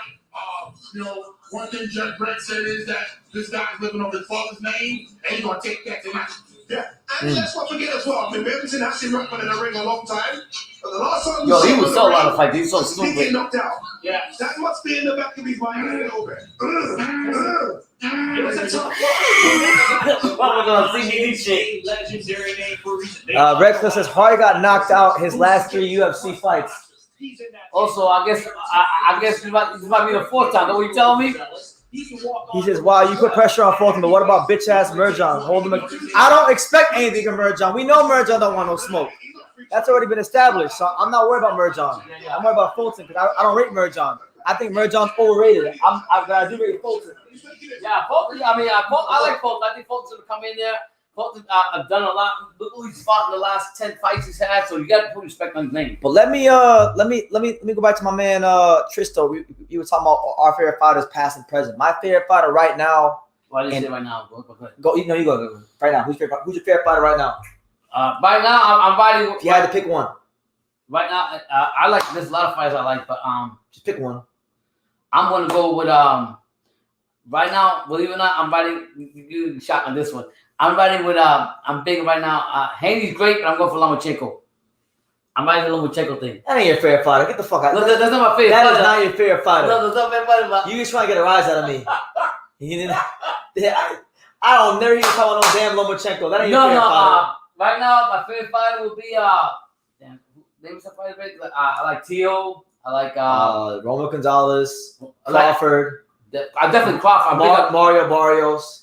Fuck Barrios. I'm a big Crawford fan. I'll just fight with Crawford right now. Crawford? Yeah, Or Crawford. Dronis? Ooh, I'm big. Ooh, Better BF? better than Crawford. I like Drew Ryan. Okay, so he'll go with Dronis. Yeah. For me, my favorite fighter, period, point blank, is Roman Gonzalez. Past and present. That's my favorite fighter. But I'll use him for my active, and I'll say my favorite fighter ever from the past would probably have to be Riddick Bowe. Okay, Ben, let me ask you a question. Riddick Bowe. Do these records actually count for boxing? I don't know. Someone let me know. I'm not sure. My question is, Oh, but listen, man. Greg Hardy, Hasim Rahman. That's probably the realest fight in the car right here. Let's go, Greg Hardy. Man, I remember. I'm a huge Carolina Panthers fan, so I remember this man like 8 years ago when he was one of the best defensive ends in football, and then he beat up his wife. But does it mean? I mean, does this count too? It means everything. It means everything. It means everything. It means money. It means money. Money talk with your walk. Oh, it looks small. Oh no.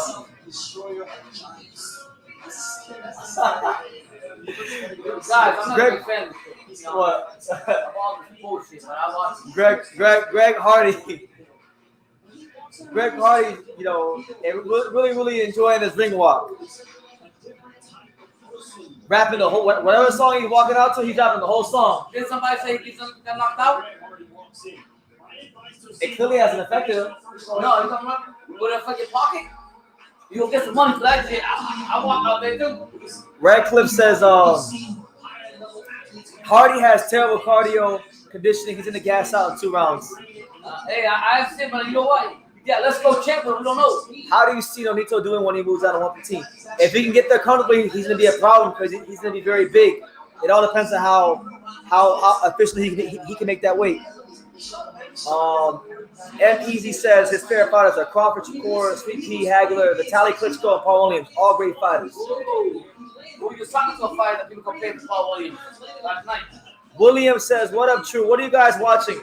We're watching Greg Hardy versus Hasim Rahman Jr. on the Influencer Boxing of Misfits Boxing card on the Zone. Because there's nothing else to watch right now. Yeah, but Munguia, we know he's going to win that fight. Cold-blooded. Now, fun fact about Hasim Rahman Jr. You want to hear a fun fact about Hasim Rahman Jr.? When Hasim Rahman Jr. first started boxing, he sparred my good buddy, Sean Patel. What? Yeah, you know that? No. Yeah. Sean Patel? Yeah. Get the fuck out of here. Barry's Boxing, Las Vegas. The For real? Yes, sir. Sean was into boxing? Sean had 3 amateur fights. He's 2-1. Go, you go, Sean. Let's go, my height. Let's go. You're a champion, Sean Patel. Oh, I didn't know that. Yeah. Yeah, you can find all kinds of shit. Yeah, this weekend sucks as far as boxing goes. That's Hasim Rahman. You from Baltimore? Yeah. So Hasim Rahman Jr. walking out with the Baltimore Ravens. Robe on.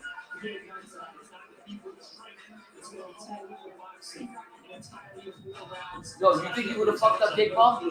Yeah. Jake Paul was a big guy. No, Jake Paul was bomb, brother. Jake Paul was armed like this. Who got you here? Huh? Why am I? Baltimore? Quincy says, what do you think about Lorenzo Truck Simpson? He's a solid fighter. I mean, I'm not as high on him as everybody else is, but there's definitely some talent there. Is that heavyweight? No. 54 pounds.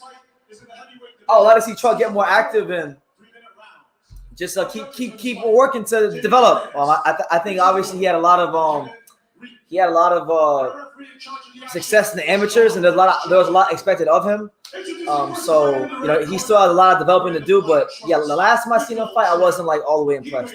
But a good fighter, strong southpaw. There's definitely a good fighter in there. Oh, he was the Sunrise. Yeah. How did the Sunrise? Oh, I know. You know who he sparred? No. Lorenzo Medina. Are you serious? Damn, but he's getting everything. He's getting all the work. The Prince of War, Greg Hardy. 120 pounds, boy. He was taking football. He looks like he's on steroids. Wait, Yeah. His opponent in the blue corner, wearing the purple trunks with gold trim. He weighed in at 200. Did you see Tank's comments on Twitter regarding Floyd and Leonard? I didn't. But you know what? While I'm sitting here, I'll go look it up. Oh, shit. Here is gold-blooded Hasim Rahman Jr. Yo, these fights can't count for a professional fight. Come on, man. They can't count as wins for boxing with fucking YouTubers or whatever it's called. Well, no, Greg Hardy is a real fighter, UFC fighter. This is boxing. This ain't fucking UFC. Look at this motherfucker. He's gonna do something. You If make you it turn money. on your TV right now, you're gonna say, "How is the little guy gonna beat this big guy?" Tank has 2 fights lined up next year, and the boss Floyd hasn't mentioned anything about it. Rock's been here before. He's an actor, right? That last name from the family, but himself as well. His father is in his corner. Oh, damn. How do you think That's he crazy. feels? So Gervonta Davis pretty much exposed Leonard Ellerbe today because he was saying Leonard Ellerbe wanted him to get knocked out against Rolly. He's got a right hand. I just seen it now, M-Easy. That's crazy. I gotta do a video on that later on. Thank you. What the hell? Anyway, Thank you. Hasim Rahman versus Greg Hardy. Here we go. Round 1. 320 pounds. 320 pounds of They call him the Prince. oh man, the way he pulled back on that right hand, he's gonna get fucked up. What's up, Greg Hardy, he's gonna get fucking killed. well, the guy's taking knocked out 4 times. Oh, okay. Good jab from Greg Hardy. Okay. This ain't going 4 rounds, but I'm telling you right now. Yeah, good jab to the stomach there by Hasim Rahman. Okay. Okay, champ, we see you. I'm not gonna Okay. make money off of this shit. Okay. Real boxing. That's crazy. Great shot through there. Hasim Rahman taking his time. Good left hook from Hasim Rahman. Okay. Oh shit, I think he got his attention there. How do you get a gun on punches? It's good night, dog. I'm telling you right now. Good uppercut there from Hardy. That one missed. That one missed. How do you gonna be tired? That's what I'm There you go. Good defense from Hasim Rahman Jr. Get the fuck out of there, Hasim Rahman Jr. Yeah. Okay, good left hook to the body there from Greg Hardy. Okay, good straight left hand by Hasim Rahman Jr. Okay, get him. It's crazy how your competitive nature. Oh shit!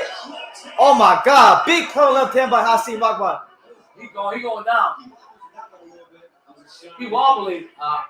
Oh my God. It's crazy how your competitive nature doesn't never change whatever sport you go to. You know what I'm saying? Greg Hardy just overshoots the right hand. Hasim Rahman Jr. looks like $1 million right now. I ain't never seen Hasim Rahman Jr. look this good.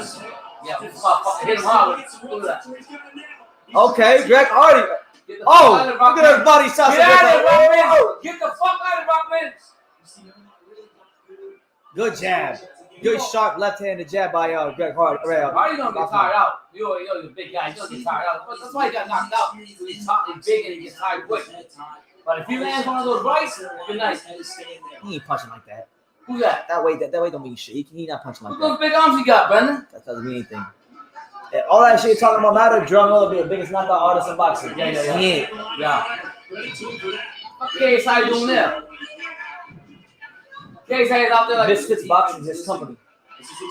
Oh, is it? Damn, okay.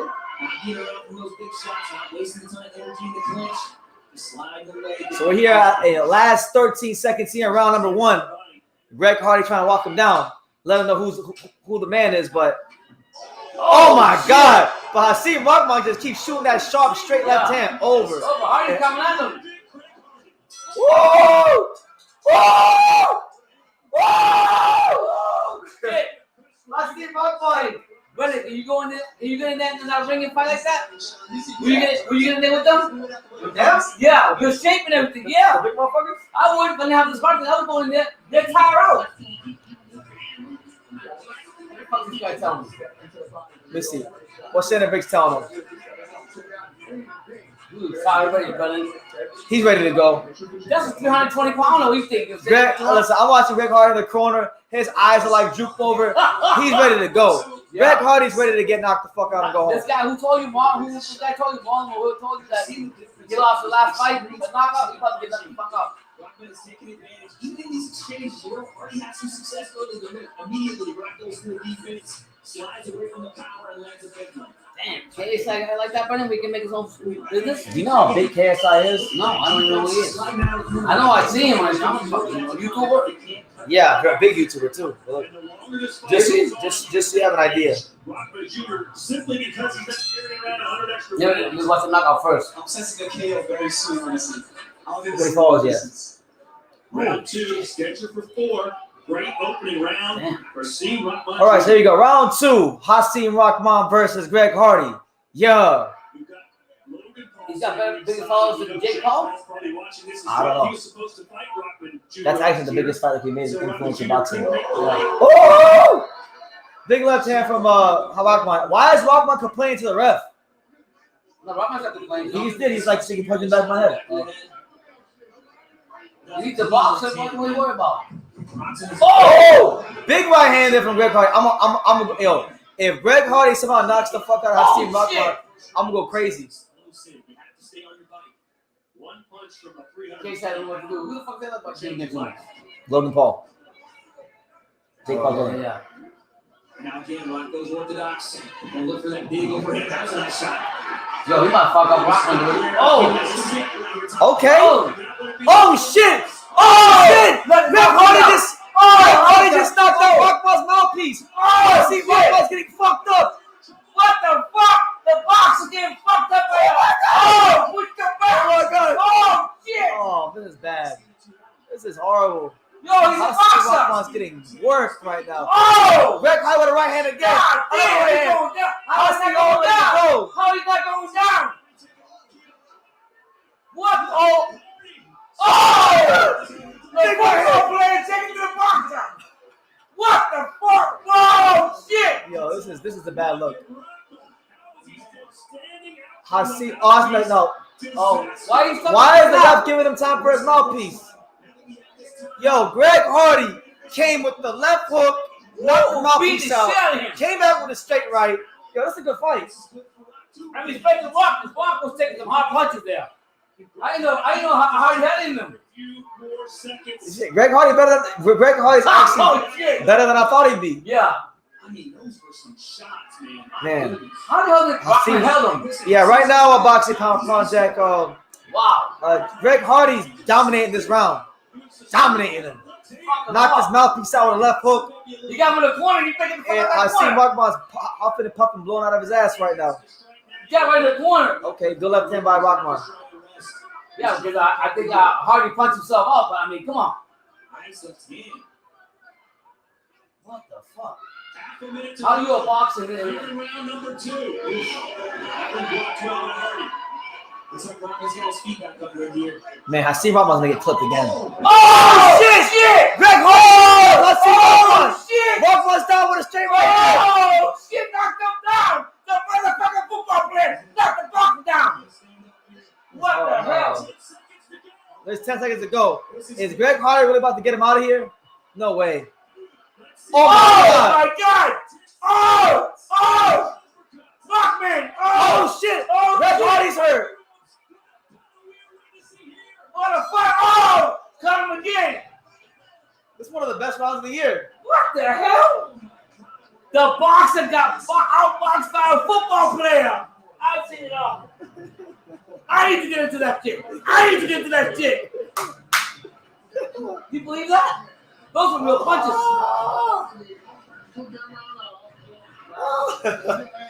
Oh my god. I'm not gonna lie. This ain't staged, right? I don't know. The way he's pumping out of his ass, I look staged. Wow. I'm not gonna lie, man. I think Jake Paul would have put Hasim Rahman. I kind of thought Jake Paul beat him anyway, but man. That's some crazy shit right there, boy. Man. Hasim Rahman. Yeah. That was a nice left hook he threw. Yo, he hurt him. That was a nice left hook. He knocked his mouthpiece out. Yeah, this fight is crazy right now. It's a good fight, though. I'm ready to see that shit like that. I didn't see that shit. Yo, that was some skill. He caught the punch he blocked the punch and then catch and shoot. Yeah, he played. What the fuck? Greg Hardy's too big. Yeah, Rahman in trouble. He was out of it. I think he was shocked. But he's a boxer. He's supposed to know how to do that shit. Yeah, Rockman right now is still just trying to get his bearings. Yo, if Greg Hardy beats Rahman, I want to see Greg Hardy versus Drell Miller. Look at that jab. Woo! Yeah, I think this guy's shocked. I think Rockman's shocked, Brendan. I ain't gonna lie, he's shocked. Oh my god. Carolina Panthers, stand up. That's right. The Carolina Panthers. Let's go. I'm gonna answer that question in a second, William. After this round. Last 2 minutes here, round 3. Good jab by Rahman. He's afraid to go inside. Oh my God, another right hand by her. Oh shit! That's a knockdown. Right? That's a knockdown. Yo, Greg Hardy got this boy hurt. Uppercut from Greg Hardy. So Greg Hardy hit Rahman with the uppercut. Drove him to the ropes. The ropes held him up. That's a knockdown. This boy tried to McGill fight. Fucking Hardy knocking shit out of Rahman. Rahman's gonna be tough. He's a boxer. Move the fuck out the way. Carolina Panthers, baby. Let's go. Woo! What the hell? Look at that jab. Woo! If you were a Batman, you would have been a Hardy or you would have been a Rahman? Well, I probably would have been a Rahman, but it depends what the odds were. Good left hand by Rahman. Rahman lost his fight. Now, I ain't gonna say that, man. A minute 9, 8 left to go. I gotta give it to Hardy, man. 320 pounds, like that. That's why the fight's gotta happen, guys. He's got Rahman in the corner again. Rahman ain't even fighting back. He's afraid. You better get the fuck out of the way, Rahman.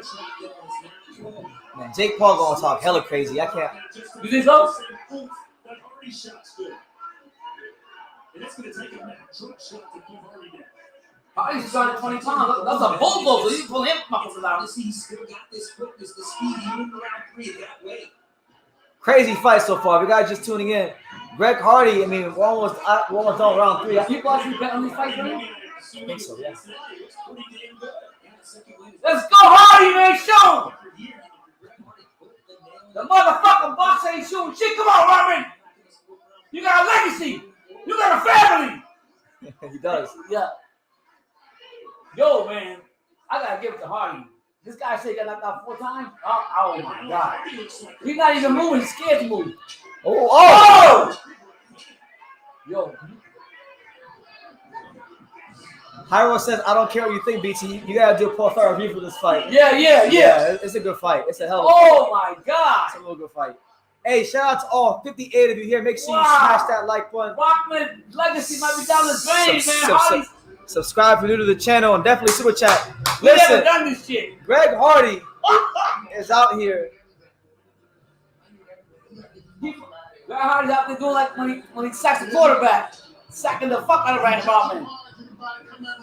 This just... The Ravens can't be the Panthers? They can't be the Panthers? They said it again, brother? They don't want the Carolina. Let me answer this question. William asked, what do you think about Hector versus Tank? A lot of people are asking Hector, what do you think? I think Hector Luis Garcia is a really good fighter, and I commend him for taking the opportunity. He's never competed at 135. I think he's got a chance to make this a really interesting fight. Tank is not taller than him, but I think Tank is a naturally bigger guy. So I think Tank winds up stopping him late or in the mid to late rounds in a really entertaining fight. But listen, it's not a tune-up fight, and you shouldn't sleep with Hector Luis Garcia. But listen, man, we got a fight of the year. We got a fight of the year contender right now going on. Yeah. Greg Hardy versus Hasim Rahman Jr. Can Rahman come back? He lost his fight to me, man. He needed a knockout. Oh, good counter with the counter right, with the pullback counter right hand. Yeah. What the fuck? That's because the Hardy Burgers from North Carolina.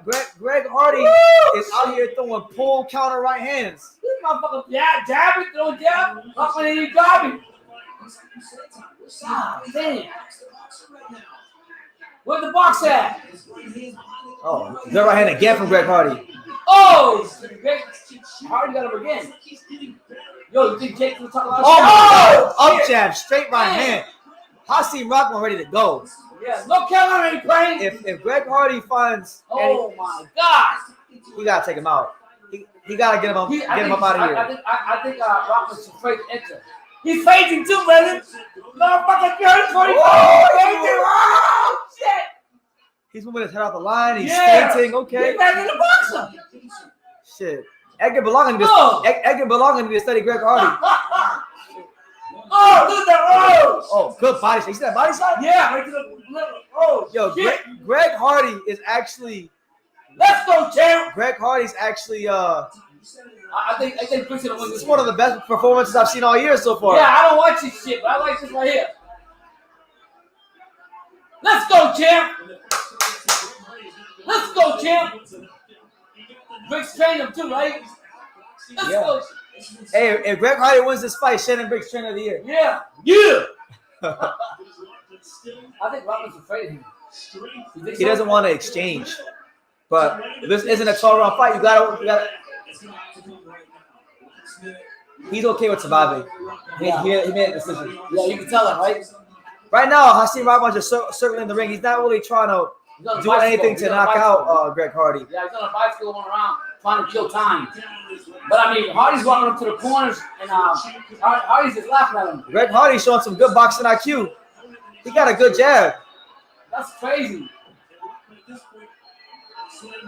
Greg Hardy got a better jab than some of the guys. Look at that. Rockman ain't doing shit. He's on the bike. Yeah, we need Greg Hardy versus. I want to see Greg Hardy versus Charbine. Greg Hardy versus Johnny Rice. Greg Hardy versus This is some crazy shit. a lot of guys. This motherfucker's gonna be a boxer. Last 15 seconds. Oh, Hardy again. Oh, nice stuff with Greg Hardy. He about to fuck up what's his name. Oh, okay. That's two. Oh, count right here, going He backwards. put Hardy out. Yo, Greg Hardy. North Carolina, stand the fuck up. Woo! Yeah, the motherfucking football player came out there, 320 pounds of Hardy's burgers from North Carolina, and he stood up there and he's a world champion. Wow, I can't believe Rockman didn't do shit though. Man, I'll put the song back on. Damn. Man, Look, he's dancing. Oh, shit. What the fuck? Look, he's dancing. Look. Greg Hardy got me so hyped. Wow. I'm wearing. Look. Oh, shit. Greg Hardy got me so fired up. Look at I shit. see. I'm rocking a Carolina Panthers jacket right now. He got me hyped right now. Look at shit and Briggs. He happy. How the hell that happened with him? Yeah, listen. Shout out to Greg Hardy. He did the Carolina Panthers proud. Look at him. He don't know what to do. He's supposed to be better. He's a boxer. He has to move around, do everything, use angles, fight. He didn't do that.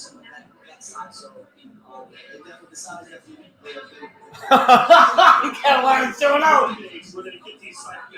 I can't believe Greg Hardy just beat Hasim Rahman Jr. This shit is crazy. I can't say no more. I've seen it all. That was a stage. Hyro said this is like Johnny Rice versus Michael Coffey.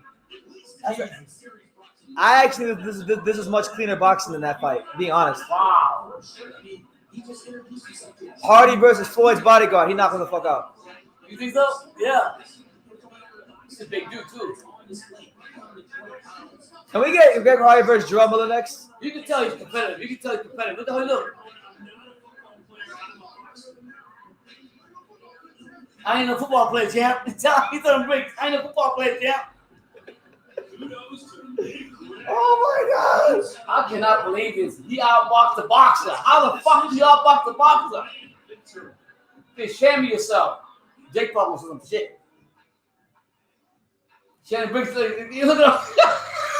Hey, Shannon Briggs, trainer of the year.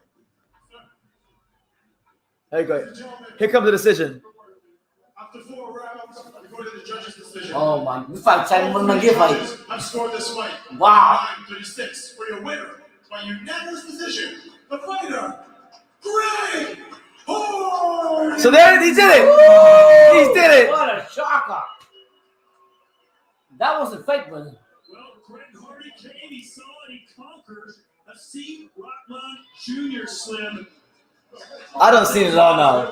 This is what I thought I seen it all in boxing. I don't really see it all. Hey, this is gonna make fucking Shannon Briggs more crazy. Here. The Prince of War. A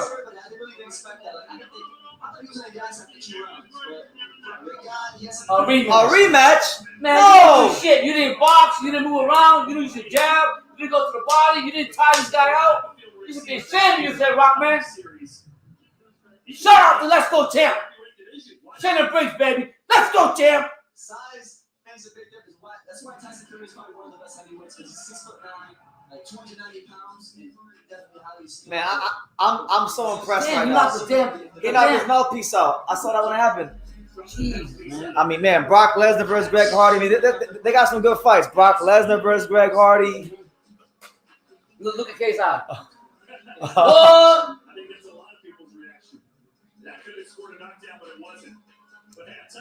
Look at the dancing. Sure, North Carolina.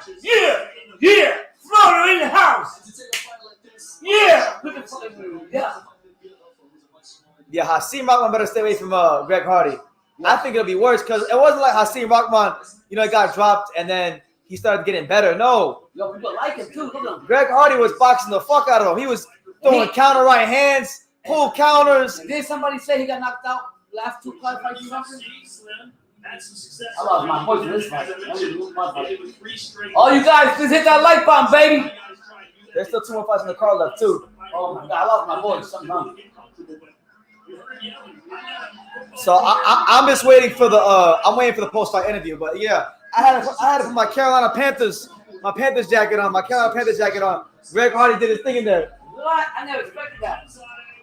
Hey, if Jake Paul is gonna talk shit about Rahman, he better get in there with Greg Hardy too. Yeah. If Jake Paul's gonna talk shit about Rahman, he better get in there with Greg Hardy too and fight his big ass. Yeah.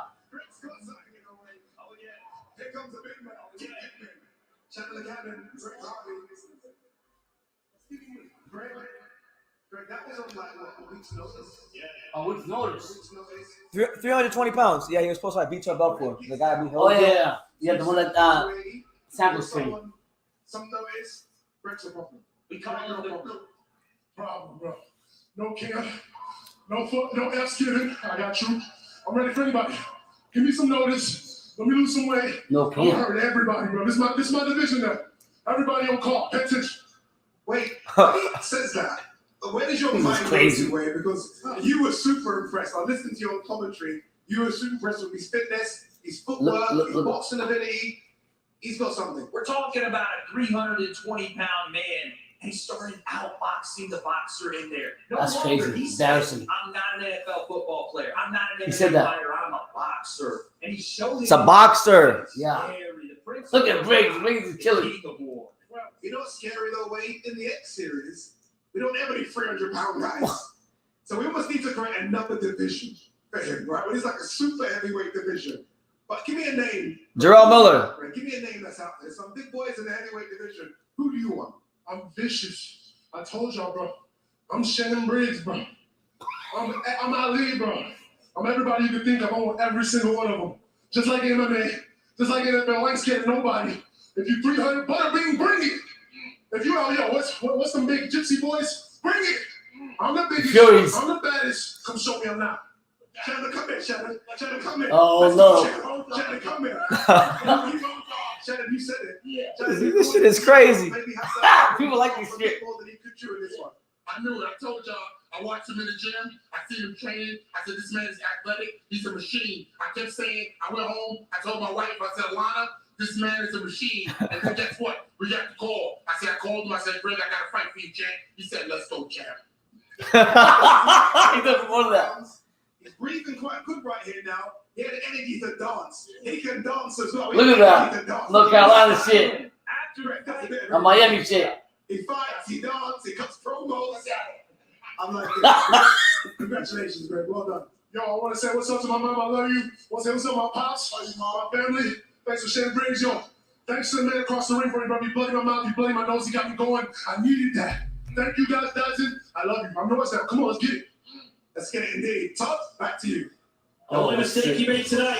Him and Jake. Not Dazin, Greg. Dazin. He was nearly flawless. Slim That's crazy, guys. Man, I never seen it. A motherfucker with no way to outbox a boxer like that. That's embarrassing. Well, listen. With a legacy name on top of that. He's 320 pounds. Yeah. I was impressed. I'm like severely impressed with Greg Hardy. I didn't expect because it wasn't so much that he just mauled him and knocked him down. Like he looked like he knew what he was doing. Like he was catching and shooting. Yeah. He was setting shit up. He was countering off the back foot. I agree with him. He's not a football player. He is a boxer. Yeah. So treat him as such. Jake Paul, I don't know if Jake Paul This is crazy, man. is gonna be talking shit. Yeah. But if he gets online and talks shit about Hasim Rahman, he better get in there with Greg Hardy. Yeah. Otherwise, he's a bitch. Yeah. And that's what it is. You know what I'm saying? Shout out to my man Boxing Now. Shout out to Boxing Now. Make sure you guys go subscribe to Boxing Now. He says, This is crazy. shit, I forgot this was tonight. Yeah.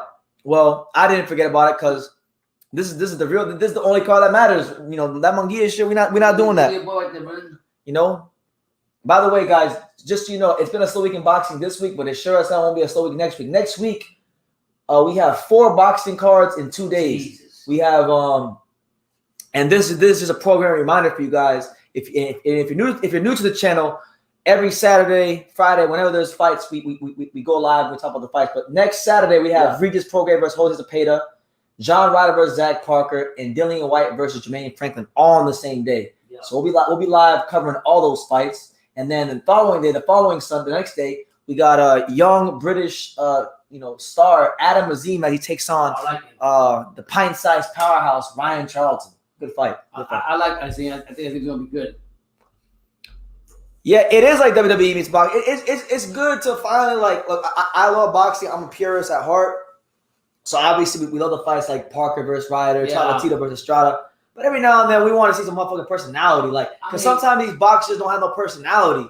Yo, I don't know what's up with Rockman though. He should be feeling bad himself after this fight. I mean, he had a big, I get it, but you're the boxer. You're supposed to be better quality, skills, and everything. It's a 4-round fight though, so anybody can lose a 4-round fight. Yeah. You lose 1 round, it's a close fight. So I think in a longer fight, maybe Rockman will have a better chance. Yeah, because he'll tire out. Because will tire out for sure. I would hate you see him if he dropped about 30 pounds. Oh my God, yeah. If he got really in shape with the skills I saw, he may actually have something there. That's some crazy shit. How did Anthony Yarde look today? I don't know. I didn't watch it. I was at the gym working out. I'll probably watch it later on. You did, Hyro. I give you your credit. You did. It sounded like Shannon helped him. Greg Hardy, just be it from a technical standpoint, prepared and really won him this fight along with his power. No, absolutely. I think Shannon Briggs, listen, I know Hyro wants to say that Tony Harrison's trainer of the year or Bob Santos. Fuck that. Shannon Briggs, trainer of the year. All right. He just trained an NFL player that beat up a professional fighter with over 10 professional fights. That to me is legendary. Shannon Briggs, the trainer of the year. Let's go, champ. He said Legendary Boxing says Rockman Shanera Boxkin. It really was. I mean, how the hell are you gonna sit there and be a boxer and let 320-pound expose you like that? And it's crazy. He's been knocked out his last 2 fights. Kenzie Morrison and he didn't get knocked out against Greg Hardy, but he got dropped. Somebody said he got knocked down. Got dropped twice actually. The referee should have called the knockdown when the ropes held him up. He got away with that one. That's crazy shit. I don't see it all. We don't seen it all. So the next fight is some guy named Josh Brutcher.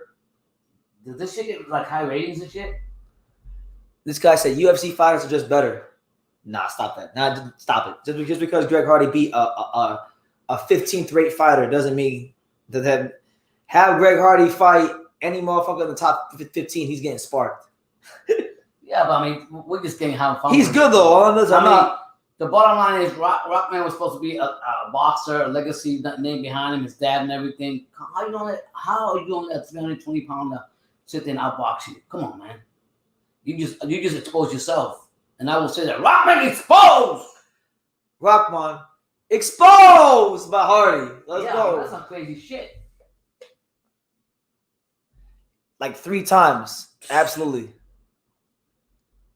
Who's this shit right here? I don't know.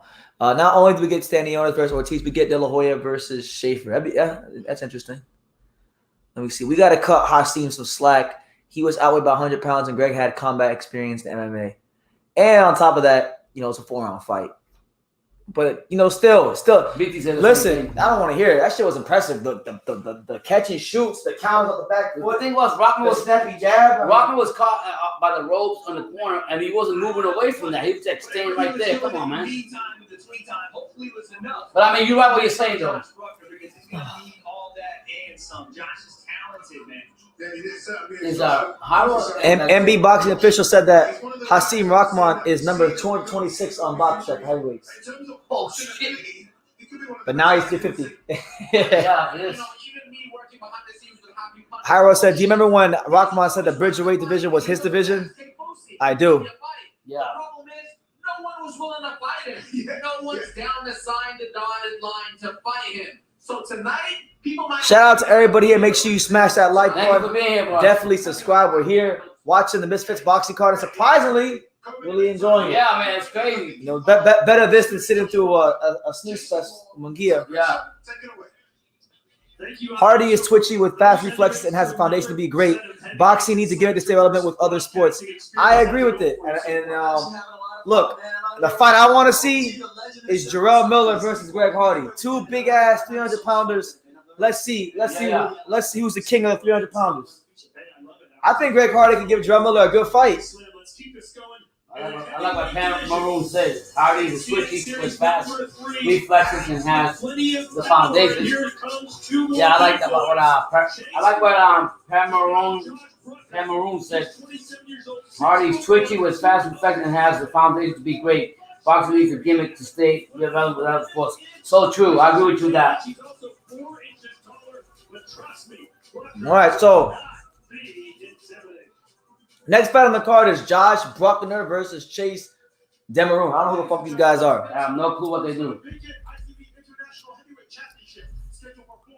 Let's see. You guys are asking when is Munguia's walkout time. I don't know. Check it out. See what. And I'm not worried. Yeah, but if they want to see it, check it out. Let's see. Ready to go check it out for you guys. I'll check it out right now. Honestly, I'm not even excited for that. I'm more excited for this bullshit. I'll be honest with you. Because, I mean, I don't know what to expect from this, but we already know what the fuck we're going to expect from Munguia. But Brandon's going to check it for you guys, let you know. So right now, I believe it's the co-main event with RG Cortez and Cortez, because like I said, let me see, I'll tell you right now. Lopez stopped moving his upper body. What makes shorter fighters effective is the fact that they know how to dip down. They have a strong back. They know how to lunge into shots. Yeah, man, that was a great fight with Hardy and Rock should be ashamed of himself. I used to box, man, and I'll tell you right now, I have common sense to like jab out, move around, don't stay right there. You know what I'm saying? Tire out that fat ass 320-pounder. But he sat there and set himself up to get hit hard by a 320-pounder. So he really exposed himself. Forget about that Jake Paul fight. That's never gonna happen now. So for those of you wondering, the co-main event from Munguia is on right now. It's RG Cortez versus Eric Omar Lopez. It's a 10-rounder, and they are in the 4th round. So we got a while to go. Thank you all for being here. All 4 of you guys. Like Brendan said, next week is gonna be more real boxing. We'll actually Brendan says 4 fights going on. We'll be busy. So we're here to talk boxing, but I think all these YouTuber and exhibition with this stuff, with the zone, with all this shit right here, it's actually gonna bring more exposure to the sport. Even though I don't like it, I think it's good for the sport. Sometimes I have to. You gotta get out of that old vision of just staying focused on the old stuff and try to expand your mind in sports. You look at Josh, and especially in this matchup, he doesn't look like a very intimidating guy. You know, he's clean cut, walking to the ring, very focused and composed. But like you said, they call him the boogeyman for a reason. No one wants to get at this guy. You're about to see why. G.I. Josh from Dearborn, Michigan. One pro boxing fight. All right, so yeah, next fight. I'm looking forward to seeing the I don't remember his name, but the black kid that's the main event. Oh, the guy you're talking about. Yeah, I remember his name. Is he like a prospect? Oh, Dean the Great. That was Dean the Great. Is he like a prospect or something? Yes, I don't know shit about him other than he was in the bag and he called out flood on Instagram. That's all I know about him. Oh, that's the same kid. The kid, yeah. He's the main event. Ladies and gentlemen, it is now time for our co-main event of the evening. This next fight is for the vacant ICB. The ICB. Championship. You can't criticize it because boxing has a lot of titles you don't know about either. So this is very prestigious, guys. The ICB belt is on the line. Very big, very important. Late boys? Very important. First, the fighter in the red corner, wearing the white trunks. The last month, the governing bodies have been ordering matches between fighters. Do you think boxing are slowly taking the matches out of the promoters' hands? That's a good question. I think the governing bodies are doing their best they can to try to influence the fights that they feel should happen. And it's up to the promoters to guide the fighters whichever way they see fit. Yeah. The ICB is greater than the WB. I agree. The ICB? The ICB. Who's ranked in that organization? The ICB shit. I don't know. Josh Bruckner. That's who. Yeah. Freaking King Kenny. That's who. That motherfucker huge too.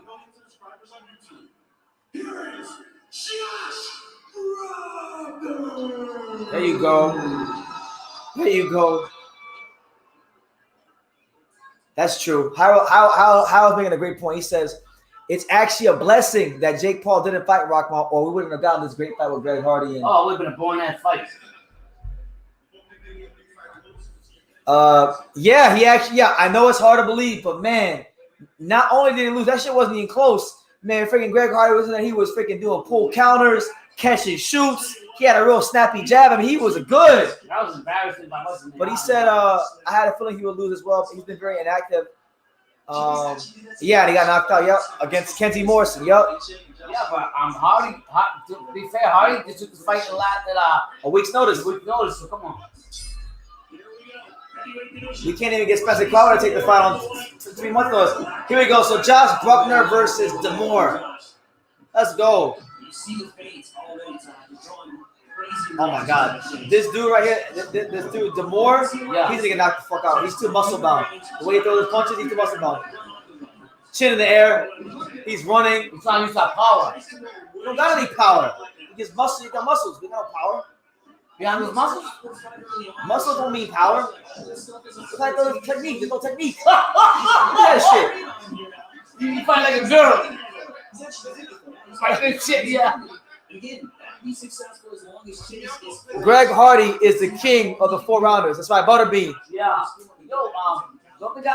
Oh, look at that. Oh, he caught him, but I mean, you see it. You fight like a girl. Come on, man. You can go to YouTube and find out how to box. Look at that. Look at that. He's closing his eyes.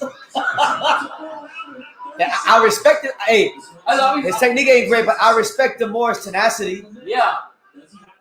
At least I can say him and he's better than Spencer Crawford. At least he got in there.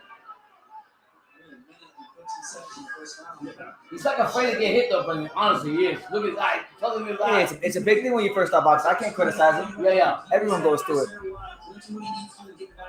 How do you think Avanesyan will do versus Crawford?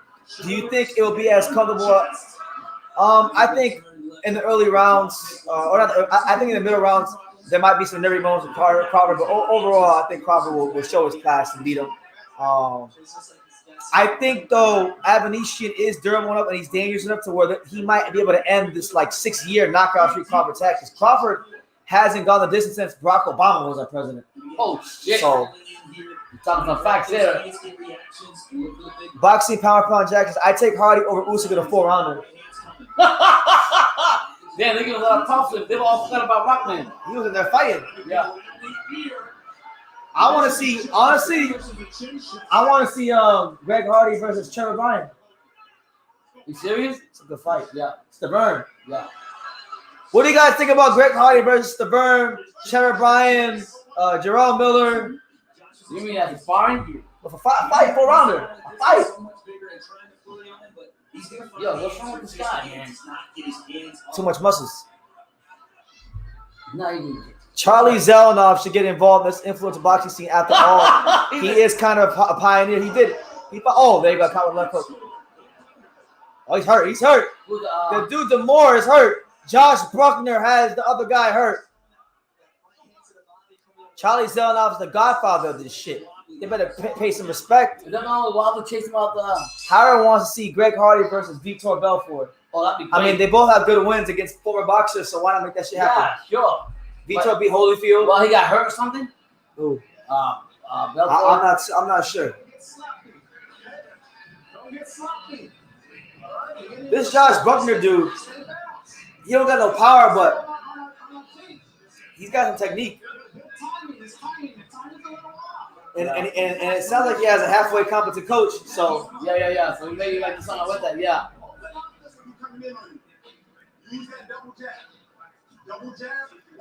You can't even jab. What are you talking about? What about Greg Hardy versus Wilder in a 4-rounder? That's fucking crazy. Oh man. Hardy would beat Stavern. Hey. Ooh. Chase Bruckner. That's why I say you can't see a muscle bound guy when you face him and think you can't beat him. That's why he can't fight. I think this guy's gonna knock him off. I ain't gonna lie. Here we go. So round 2 of Josh Bruckner versus Chase DeMore.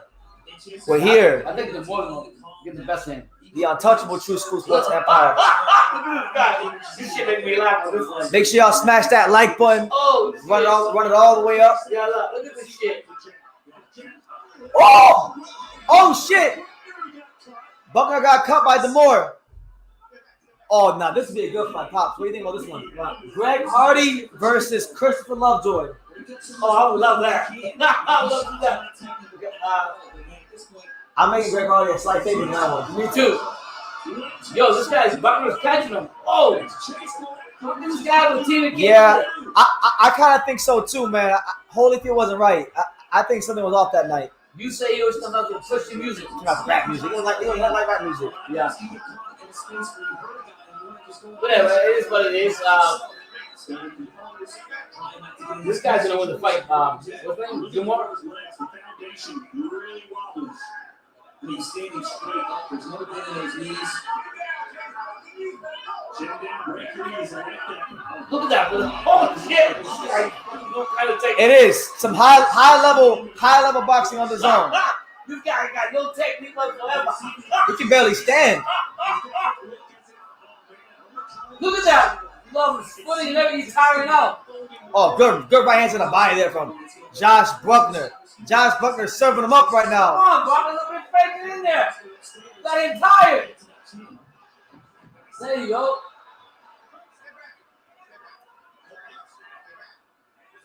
Freaking real fight. Yeah, this motherfucker here got no clue. How you gonna get into boxing, go into boxing? Oh shit! Knock He's his put his mouthpiece out. Chase DeMore has spit out his mouthpiece. This is a prime example of all the muscles will help you. That's Anthony Joshua.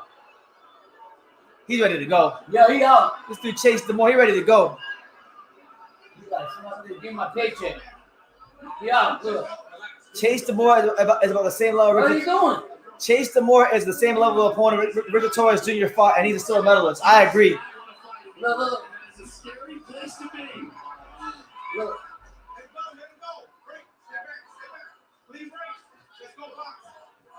There you go. No, he got no technique, man. He's turning his back. He's spitting his mouthpiece out. He has all the body language of a fighter that's ready to go. Yeah. Now he's saying he got hit on the back of the head. Don't turn your back. I'll never forget the first time I sparred. I turned my back. I got fucked up, and I never did it again. Yeah. I never did it again. Are you quitting? He said no. All right, last 30 seconds here, round 2 between Chase Buckner and. Take him out. Woo! This fucking guy has no technique at all. Oh my God! If Chase Buckner really just sat down on the right hand, he'd get him out of here. Yeah, this guy's embarrassing. You got a team that don't want to train him? Where'd they get this guy from? He's just having trouble timing and landing upstairs right now. Embarrassing. Man. But respect to him for the courage to get in the ring. Respect, Yeah. respect. I can't down him. He had the respect to get into the ring, so I gotta And what do you do? He signed a contract. sign a contract. Call for respect, take notes. Better kill me out when he does that. Take notes. He signed a contract. Yes, sir. Yo, hit that like button if you haven't, guys. Make sure y'all subscribe if you haven't done so already. We're getting closer and closer to that 50K, so This shit is news to us. I need this shit is news to us. We don't do this shit, but hey, if we don't, It's such a slow week in boxing. so we said, what the hell? Oh my God. Yo, in real fight, I'll fuck that big dude up. I'm not lying to you. Yeah, no fucking technique. You think his power is going to intimidate him? That shit ain't working. It's over. Chase DeMore can fight no more. Look at his eyes. Josh Bruckner. So the referees have waved it off in the corner. They've thrown in the towel, and Chase Buckner gets a stoppage. Hyro, I want to see you in the ring. Hyro, go get him. And he's talking shit to him. You don't want none. Oh. That's one thing about this. All that we respect the sport and our opponent now. I just beat up your chest. It's crazy. It was inevitable. But don't take away from the G.I. Josh. Then you got what's the guy's name? Rogan commentating. Man, That guy's team fucking sucks. yeah, listen, man. I don't know who his coaches are. They didn't be freaking fired. suck, man. That we watch a lot of high and low level boxing. That was I'm not trying to down chase DeMore. Much respect to the brother for getting in the ring. Not him. I'm saying and showing the courage. He definitely improved, but man, come on, man. What was his team working on for the fight? Because there's no way on God's green earth you know what that he fought like that in camp. You know what they're working on? Catching that check. Yeah, catching that check, putting the savings. Well, you know what's funny? What's funny, guys? I'm gonna tell you a story. Yeah. Last year, I went to this gym in Las Vegas called Pound for Pound Boxing Gym. And I was talking to this guy, some random coach, some nobody coach, whatever. Mm-hmm. Dude from California. He was in Vegas for the week. Right. And I remember he told me, he's like, man, I ain't trying to train these fucking boxers. I'm trying to train these influencers and these YouTubers. For real? He actually told me that because there's more money in that. He said that with a straight face. And that's why he ain't no great coach. Yeah, I'm not taking it up. So yeah, that's crazy. But there's a lot of money in that. Of course, because you get a greater audience come to see you. So what more do you want? Yeah. But let me know. Listen, if y'all got any boxing questions, real boxing questions, feel free to drop them and we'll get to you. There's 48 people here, so if you haven't done so already, please kindly hit that like button, and that will definitely help the channel get this video out to more people while we're still live. And definitely feel free to super chat, all that great stuff. I don't like the shit, but I'm enjoying it tonight. Yeah, because look, there's nothing else on TV. Sometimes you have to just. So I'll say this: get out. For me, as a hardcore purist, this is like a good when there's nothing on. Get out the box. I don't mind this. Yes, get out the box when there's nothing else on. Yeah. But if this shit was next week, I wouldn't watch this shit at all. No, of course not. But yeah. But to get out the box and just see it, who would have thought that we would see the screaming of Hardy of a legacy name like Rockman to do what he did? Come on, man. Shannon Briggs, the trainer of the year. He liked that shit. He was dancing, doing all kinds of shit. There you go. So Josh, he got a belt too. The ICB belt. The ICB. What's that mean? I guess the influencer belt, because it says influencer on the belt. So that is so crazy. Maybe influencer boxing championship. Is that what it means? Probably. Yeah, I gotta chill out. Fucking heart. Oh, your heart's going crazy. Yeah. No, just go beat me until I'm excited. Who wins, Ty Munguia or Johnny Beck? That's a great question right now. I'll be honest. I'm not even fucking. I'll still say Johnny Beck. Yeah, Johnny Beck. Johnny Beck just had a bad night, off night. I think Johnny Beck's gonna get better from that fight. So I would lean unconfidently towards Johnny Beck right now. Yeah. I'm not the most confident in that after what I saw last week. Because the thing is, Bentley had success, kind of like countering him, waiting him out. That's not how Munguia fights. Munguia comes forward. He's not really a counter puncher or anything like that. So you gotta give credit to Bentley, honestly. All the stars and stripes go out to him. To British boxing. Nobody thought.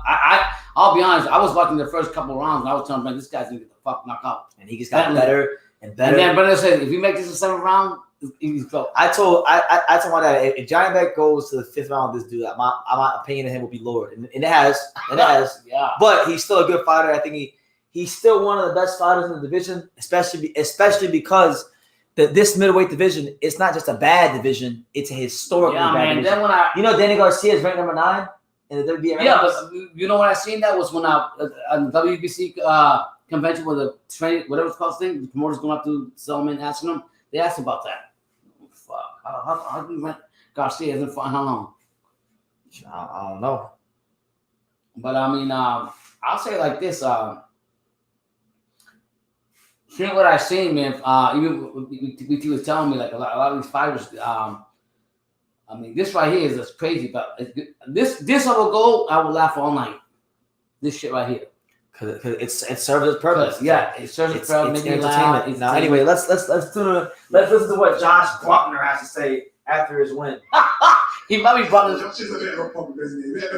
Absolutely. Listen, we called him the boogeyman. He didn't even know people were calling him that. But I'm connected. I understand what people are saying. This is exactly why he can't get fights. That man was 20, 30, 40 pounds bigger, taller, and Josh still went in there and did his thing. Yeah, he didn't want to know, Josh, did he? He didn't want to get up and know for that third round, and I don't blame him, right? You were landing some big shots, body, head, movement. That was almost perfect. Yeah, honestly, that was one of the most awkward opponents I've ever fought. I'm not a heavyweight, so all you cruiserweights out there, you better watch out. That's my weight class. I walk around at 190 pounds. Came up to fight a guy that weighs 240. So I give Chase props for getting in the ring. Takes balls to get in the ring, but tonight was my night. And I'm looking forward to fight again. Put on a show in my regular weight class. Indeed, and we can't wait to see you at your regular weight class, because at this weight class, you look really This good. count for boxing How for heavy points? was punches? Records? Again, this guy is 230, 240 in there. Did you feel the weight of his punches early? The only problem I had is he was heavy. You know, he would throw a jab, and I'd slip it, and like his big old arm would come down and slap me in the head. No, I was like, geez, that I was never like let 50 that, man. pounds. I never let that. That was all. His punches weren't hard though. Wade, who next for this man, Wade? I've had a He name can on stay my at 200, mind. he can go to 175. Who next for him? I've had a name on my mind for a long time. JMX is a fun fight for Josh. I like that one. I don't know who that is, but Good. He's sign back me as up. well. Yeah. JMX or someone else? fuck is Yeah, I'd JMX? love to fight JMX. I've actually DM'd him a couple times. He sees it and never responds. He put me on his hit list, and I guarantee he's gonna be mad quiet after this. Yo, this is like WWF. People watching this shit. Yeah. What next? I mean, how do you top that? What are you gonna do now? Yo, I actually do want to shout out my team and my wife. Chase made fun of me for coming to the press conference, which is my team and my wife. But Real Killers, they moved in silence. He's got a lot of shooters, but we'll see if they're still around him after that loss. I like it. Josh is what not happened? good in the ring. Josh is The good in dude he ring. fought made fun of him Yo, because I he wanna came to say the a press shout out conference with to his a team and his little wife. fighter out Yeah. there. My little cousin Reagan, she's 11 years old. She was just diagnosed. Hyro says all these fights do count. They're on box rec. Dedicate this fight to her. She's out there doing chemo. And, So Hasim Rahman has a loss, actual loss. So Fuck. please say a prayer. And, Hyro, me and you, he's going there. Fight Fight where we gotta fight. Me and you will be on the fighting card. Perfect man is Josh. Josh, congratulations. Well done. Hopefully we see you. Yo, again Hyro very, very Falls soon. To another perfect man, Mr. Top Bishop. Josh Bruckner. Shout out to you, Hyro. I love you, man. Wants to be. Here we go as we look at our fight card and Slim. There's All right, so there's only one fight remaining. Let's check. We had a DQ to start the night. I'm gonna check the Munguia card for you guys. Yeah, better go check out the monkey if he's fighting. We appreciate you guys here. Thank you all for being Here with here. us, man. This live. I mean, one for the books. yeah, brother told me about them. Like, nah, I'm not gonna go. I'm having a good time with this thing right here. I don't know why, because nothing else to do probably. Nothing else in boxing to do right now. Yeah. Thank you all for being here. If you haven't hit the like button, hit it. It's better than him. Like you say, gracias por todo lo bien. Fuck this guy. I'm going to knock the fuck out myself. Fuck him. Sorry, it's more protected mother. Is he fighting next? I don't know. I'm waiting for this to load. Yeah. We're trying to find out, see if Munguia is fighting next. He want to fight. What do you make him pound for pound? Who? Today? Munguia. Fuck Munguia. Hey, do you remember when the Golden Boy people were saying that I asked him and he said nobody wants to fight Munguia? Yeah, man. I mean, it's crazy. BTS asked the matchmakers all kinds of shit. They really like changed the story around and didn't really answer the question. Once I see him get knocked the fuck out, that's what I want. Andre should have fought him too. That's when he's getting. We need to talk to Paul Andre. I'm gonna call Paul Andre. And my son, let me talk to him. They're in the 9th round of This is about done. RG Cortez and Lopez. So the co-main event is like not that far from ending on the zone. So Munguia should be coming up next. So I actually think we will be able to catch Munguia fight. Yeah, the Munguia fight. Yeah, for sure. Back to the real boxing. Yeah, the real boxing. Misfits boxing. Yeah, Misfits boxing. The real card. Yeah. Yeah. If my son let me call Paul Andre, I'll call him myself and ask him. But I'll talk to Paul Andre myself. So he's going live with my son. I can't do it until the boss is his channel. Because I'll tell you right now, I would love to. Andre needs to get any opportunity right now, but any opportunities in the fight. Well, tell him to fight on Misfits boxing. No, I don't want to see them up. I want to see him fight a real boxer. I don't like those wins on a fucking bullshit shit like this. So Like, how do you take that seriously? Because the fight guys the level. The fight. Yeah, I understand. And they're getting him sanctioned by the commission. But the quality ain't good, no. Okay, this is the main event right here, brother. Here we go. The main event. KSI. That's right. I am here with the himself, This KSI. motherfucker. How did they make 12 million It's been a followers, bro? crazy night of fights. It's been so wild. It's an event. It's really incredible, bro. From the start to now, unbelievable fights, bro. Give me your favorite. Harold said Bam Rodriguez could never headline at the Moody Center. The great Harley fight. Well, they're fighting. Hasim Yeah. Rahman, bro, Hasim, the bangs that he took, a great bro.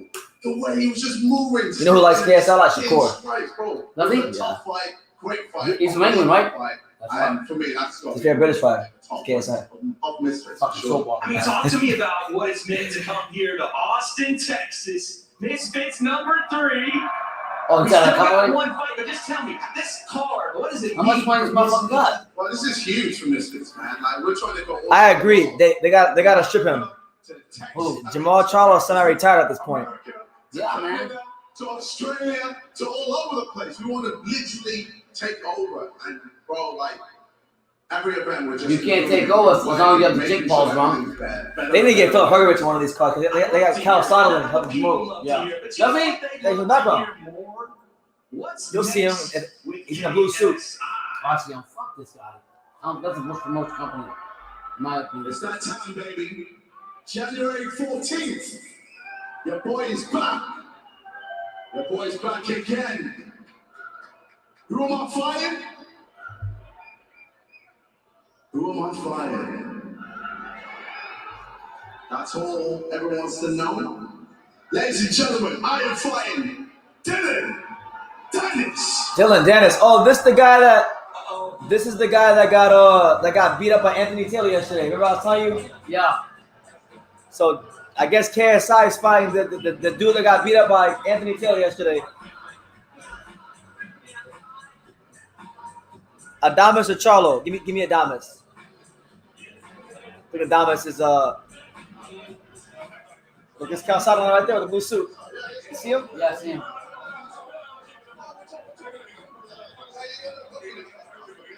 So KSI and Dylan Dennis doing some shit talking right now.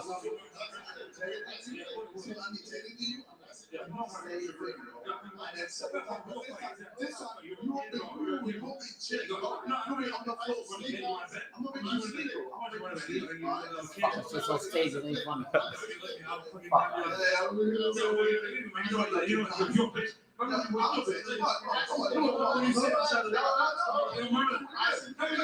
When you fight a better star that get more views? Dylan Dennis is a jiu-jitsu guy, a guy with poor stand-up.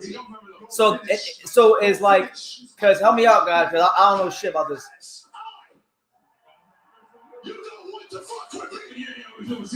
Is this the equivalent of Jake Paul versus the MMA fighter who has no striking skills? What was the guy's name? Who was the guy Jake Paul knocked out? Ben Askren. Is this like KSI's version of Jake Paul versus Ben Askren? Yeah. Because Ben Askren was a UFC fighter with no striking skills. And Jake Paul fought on a boxing match to knock him the fuck out. You can tell this stage, he's laughing the whole time. The guy's laughing the whole time.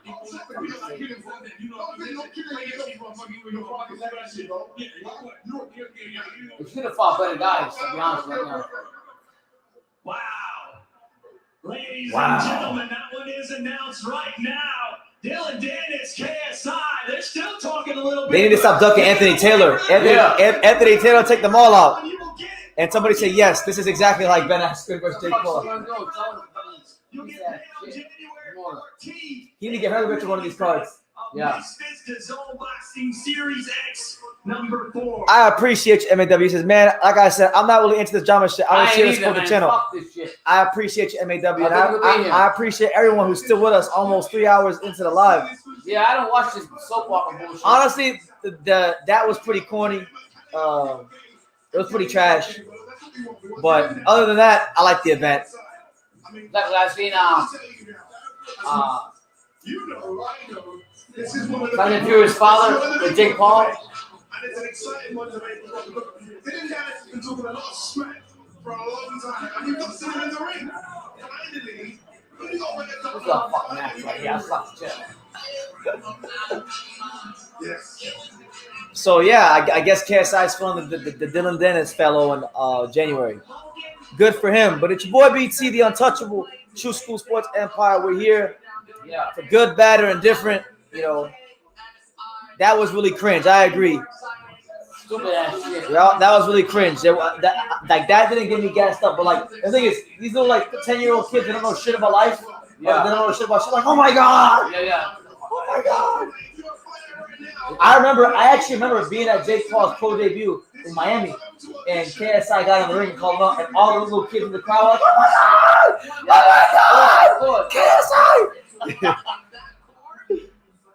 It's all an act.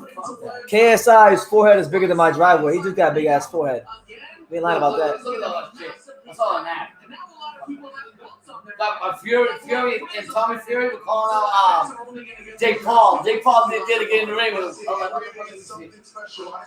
There's something special. Bro, Ade Oladipo is such a company, man. He said, Look at this shit. Oh, nah, fucking act. Please, guys. That's what the guys that's in jail? That rapper? no? The guy with the glasses, black dude? I don't know. The guy, that's Bo Records. Oh, Suge Knight.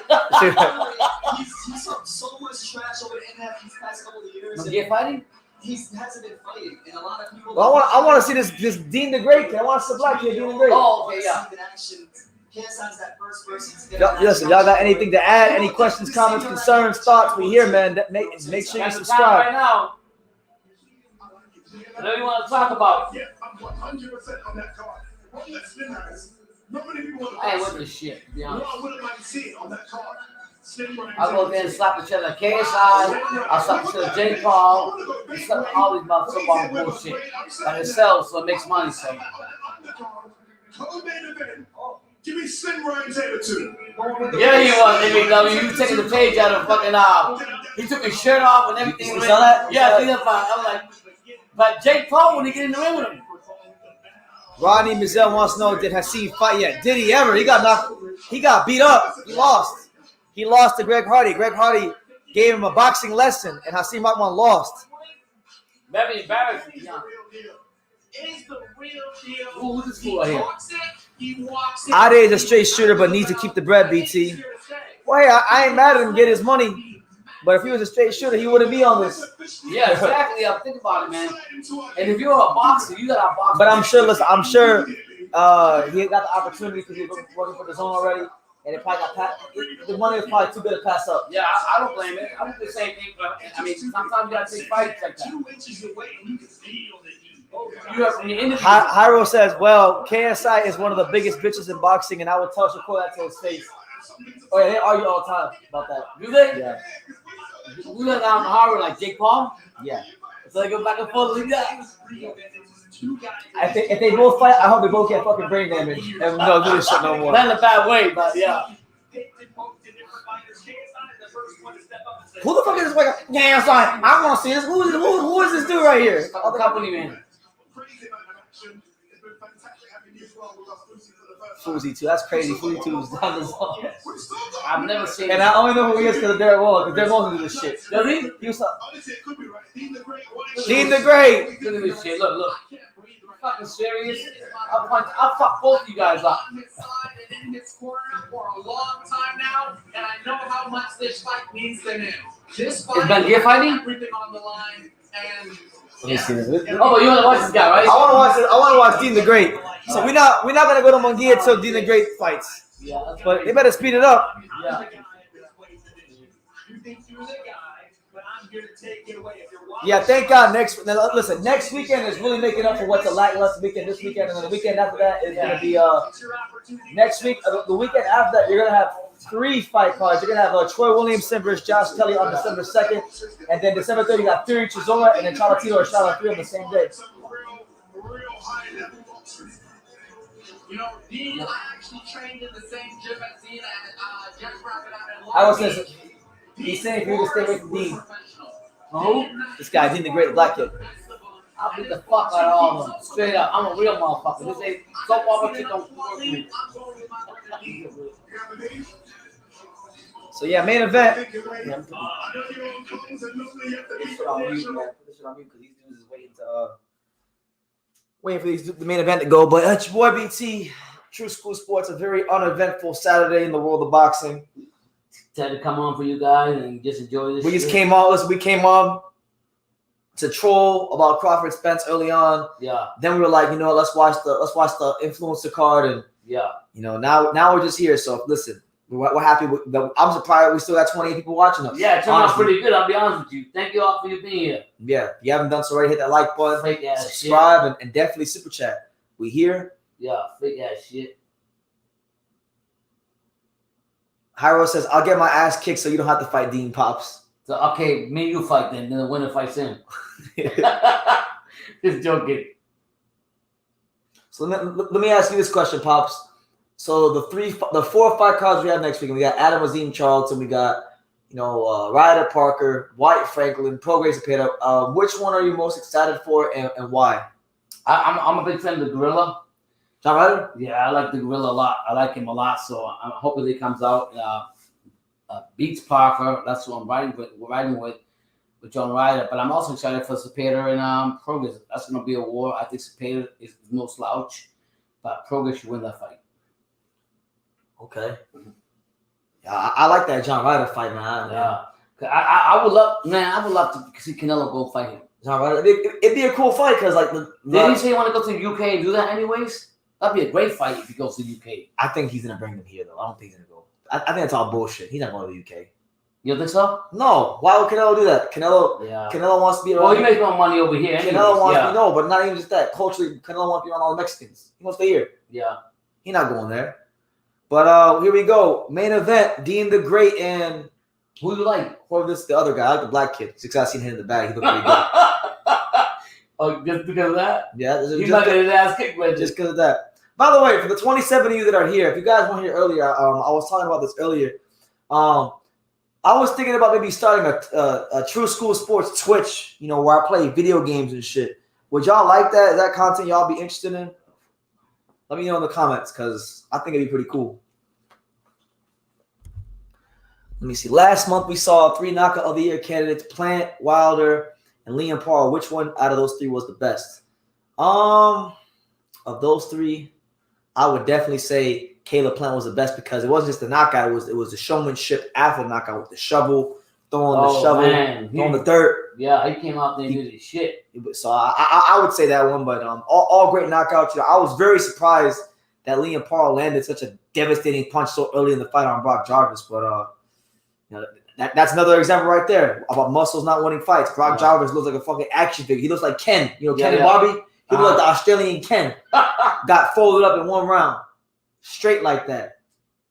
He wasn't playing. I'm not playing. But anyway, let me put this volume on for our main event. Dean the Great. Influencer boxing, the real boxing. Fucking bullshit. Let's go. Freaking master boxing. Ugh.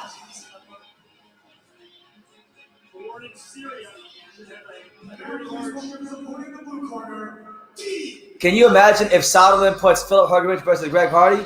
Greg Hardy get his shit split and he fights Philip Hrgovic. I don't give a fuck. Yeah, he ain't gonna play that shit. This ain't no Hasim Rahman. That like you can't tell me he's not embarrassed by that.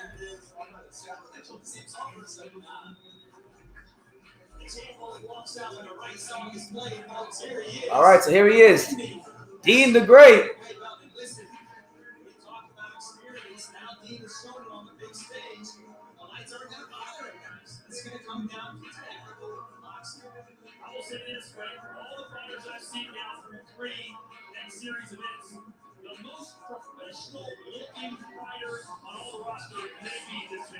So let's see what all the hype and hoopla is about with young Dean the Great. I mean, he looked like he had a pretty good style on the punching bag on Instagram, so I want to see what it looks like in a real fight. Yeah. I think he's British because he's coming out to a British song.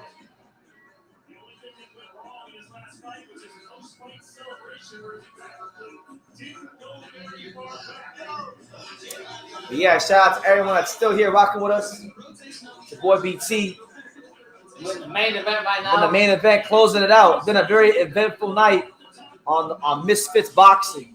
Something different, but it actually works. MB says, "Who is Walid Sharks?" The guy he's fighting. I don't know. I don't know who none of these dudes are. You asking the wrong one. I don't know. Hasim Rahman and Greg Hardy. I'm starting to feel old because when I watch this shit, I don't know none of these dudes. That's Harold. Harold knows. Sponsored by Misfits Boxing and Resort and Series 3. Sponsored by Sting.com. worldwide leader in chip together, sanctioned by the Texas Competitive Sports Program. Our chairman, Rick Figueroa, executive director, Mike Arismendi, our timekeeper, Jose Alvarez, Bill Wells, our ringside doctor, Dr. Michael Haas, and Dr. Armando Gonzalez. Our judges for this main event, Jenny Quineras, Richard Lord, and Kevin Reed. And our man in charge of the action is John. MB Boxing official says, I'm 16 and I don't know 90% of these guys. Well, congratulations, MB. I'm 54. I'm still lost. Oh, Fix Electronics. This is a good story. You heard about Austin Child joining Bare Knuckle FC, Bare Knuckle Fighting Championships? I know he's promoting. I think Austin is joining it. By the way, speaking of that, shout out to my boy Blake Davis, Bad Blake Davis, South Florida. That's right. He's coming. My favorite Bare Knuckle fighter. Yeah, Tanner versus Catterall is going to be a good fight. The match is on right now as well, Munguia versus Coria. Yeah, I'm gonna watch around. I'm gonna watch this fight with Dean the Great and this Arab dude, and then I'll switch over if it's still on. You know, Hasim Munguia fighting Walid Sharks. But who are these dudes, bro? If you're not, that's Haro. Haro knows this motherfuckers. This guy, I'm about to punch his ass out.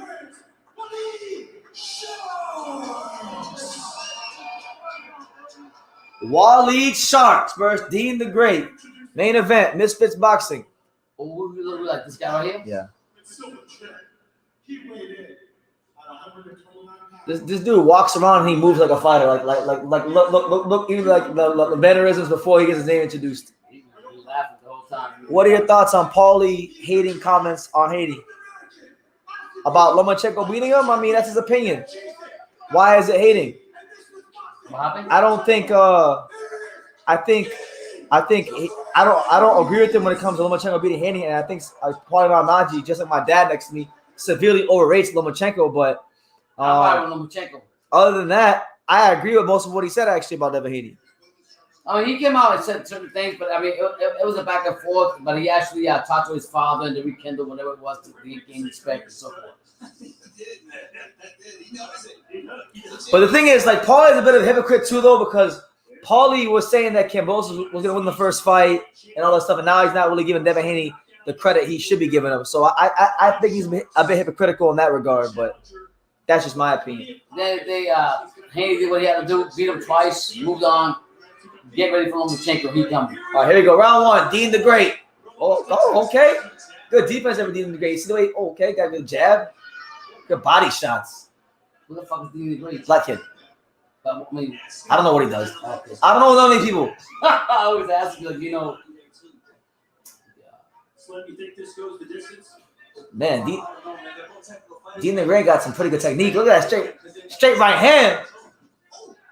Oh, he got caught there, though. Dean the Great better be careful when he's shooting that double jab. Yeah. Got caught. Woo! Shit. Woo! To be fair, this is probably a more competitive fight than the Munguia fight. Oh, shit. Picked him up. Took the fuck up. Marlon said he definitely said Kambosos was going to win the first one on the Boxing Voice and on his own. Exactly. A lot of us believe in George. I believe in George. I thought George would do enough to get a decision. You know, maybe like a controversial decision against Haney. But no, Haney showed his class. Oh, shit. Walid Sharks just hurt. Yeah, Dean the Great. Oh! Yeah, because he picked him up. You see when he picked him up? Fucking picked him up. Dean the Great picked him up. I seen that. I want to see that. Listen, if Devin Haney has time to talk all that shit to Paulie Malignaggi, he was an old man fight, a bare knuckle fight. Why not? You saw Paulie challenge Devin Haney to a bare knuckle fight at 154? Yeah, I seen that. But I want to see it. Paulie about that smoke. Yeah, Paulie is crazy. I mean, but at the end of the day, he was just calling out things he had to say because of what they were saying about him. So, but, I mean, he went on what's that radio show you went to? Boxing Voice. Yeah, the Boxing Voice, and he ironed out with his Oh, dad, nice right hand by Dean the Great. At the end of the day, Haney's gonna come out. Not Lomachenko fight happens. It's gonna be a tough fight. Dean the Great throwing really nice, sharp, educated, straight right hand. I like it. The other guy's called Waldo. Walid Sharks. Fuck, I'm not gonna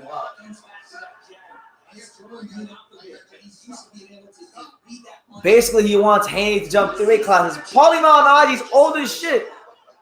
He's like 30-something years old, and he's pillow-fisted, so what's the big deal? Haney, stay in your lane, continue fighting. Don't worry about what Paul Malignaggi said. I think Devin should stop caring about what people think about him. Personally, he cares too much about what. Well, I mean, Paulie came out and said like, Paulie was saying a lot about was like he had to fight, he had to make it to where he's at. He didn't get everything, whereas he was basically saying that Haney had a silver platter the whole life. So whatever you want to see, I mean, I get all that. But at the same time, I mean, oh shit. That should be a knockdown. Yeah, he looked like Richie. Come on, Richie. Dean the Great. Oh shit. Dean the Great's getting fucked up right now. Richie fucking him up. Exposed. Let's go, Richie.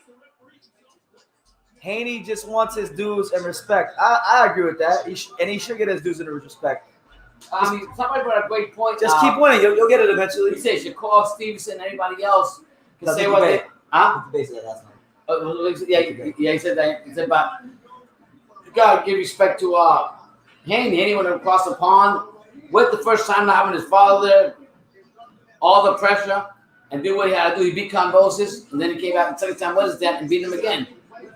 You gotta give respect to him. He's the king, undisputed. Even Lomachenko say that. He's the king. I can't take that away from him. I have to respect him for that. So he needs his due. But I'll be honest, I don't think Hank can see at 135. You gotta move up. I don't think the dehydration and all that is gonna be a problem for him as it goes on. And then the great thing about all that is Shakur's eventually gonna move up there. You already got a lot of fighters that 125 move up there, so it's gonna make the competition even better. You got Teal coming up now with Pedraza. You think Pedraza's gonna be Teal? Who? Teal Fimo. Who did Teal? Pedraza. He's not fighting Pedraza. I thought he was. No, not anymore. He's fighting Sandor Martin, the Spaniard. It's a good fight. It's a good fight. I like Tyrell, he's underdog and everything. Are you serious? Tristo says, I think Sharks was an amateur boxer, if not mistaken, and Dean the Great was a great street fighter apparently, but that's just from what I know. Okay. Well, it's really showing here because one thing I like what Walid Sharks is doing is when Dean the Great tries to use that speed, he's punching right in between the shots, trying to counter him. So good fight so far. I think Walid won the first round, and we're in the early stages of here, round 2. What it looks like is a guy that is out of his range and close, and he's having a hard time dealing with it. Looks like frustration to make it out.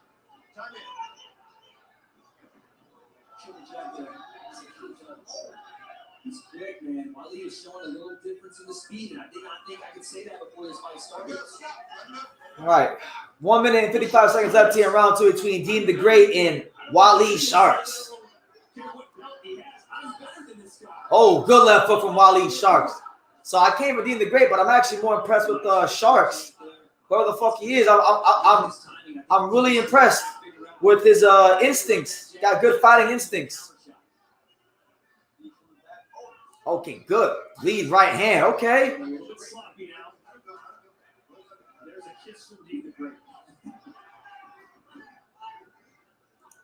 Dean the Great is has no inside fighting skills at all.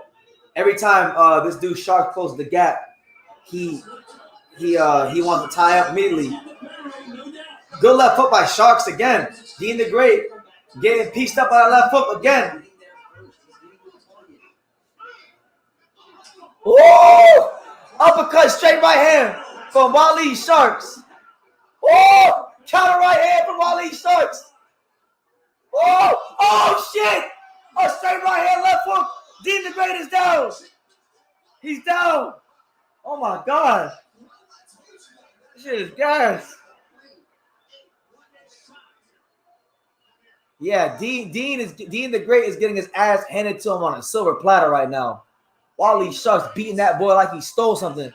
He's folding him up like a blue steel chair, like The Rock, like Chris Jericho. Straight right hand from Walid Sharks. And Dean the Great tries to hold him. Walid shoots a straight right hand. Oh man, that left hook, that Sharks keep landing is going crazy right now.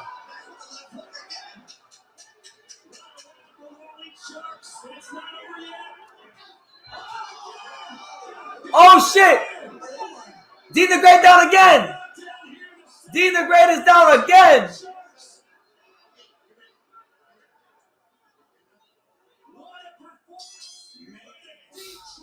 Hyro, I second that notion. I agree with you, champ. I agree. Yeah, I mean, look, I don't know anything about Dean the Great. I just saw a video of him hitting the bag. He looked all right. So I felt like it was enough to want to watch him fight. But, man, I came for Dean the Great. I'm here for the Sharks. The Sharks out the tank. Walid Sharks. Handing Dean the Great his ass on a silver platter. Yes. Yes. Yes, sir.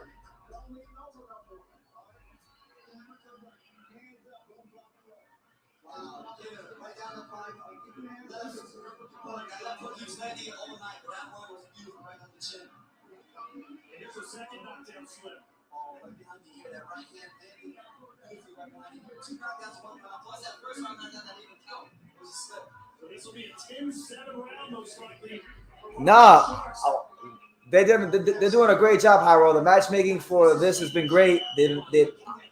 Every fight has delivered entertainment. You know, whether it be knockouts or upsets, or now we got a fight that's now becoming slowly an ass whooping for Walid Sharks. Walid Sharks beating the shit out of Dean the Great.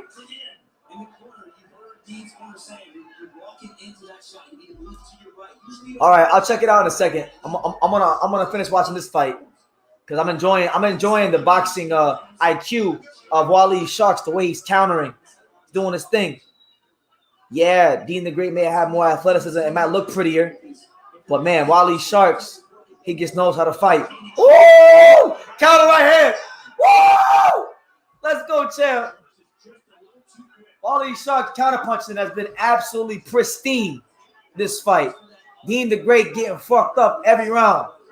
Yes. Yes.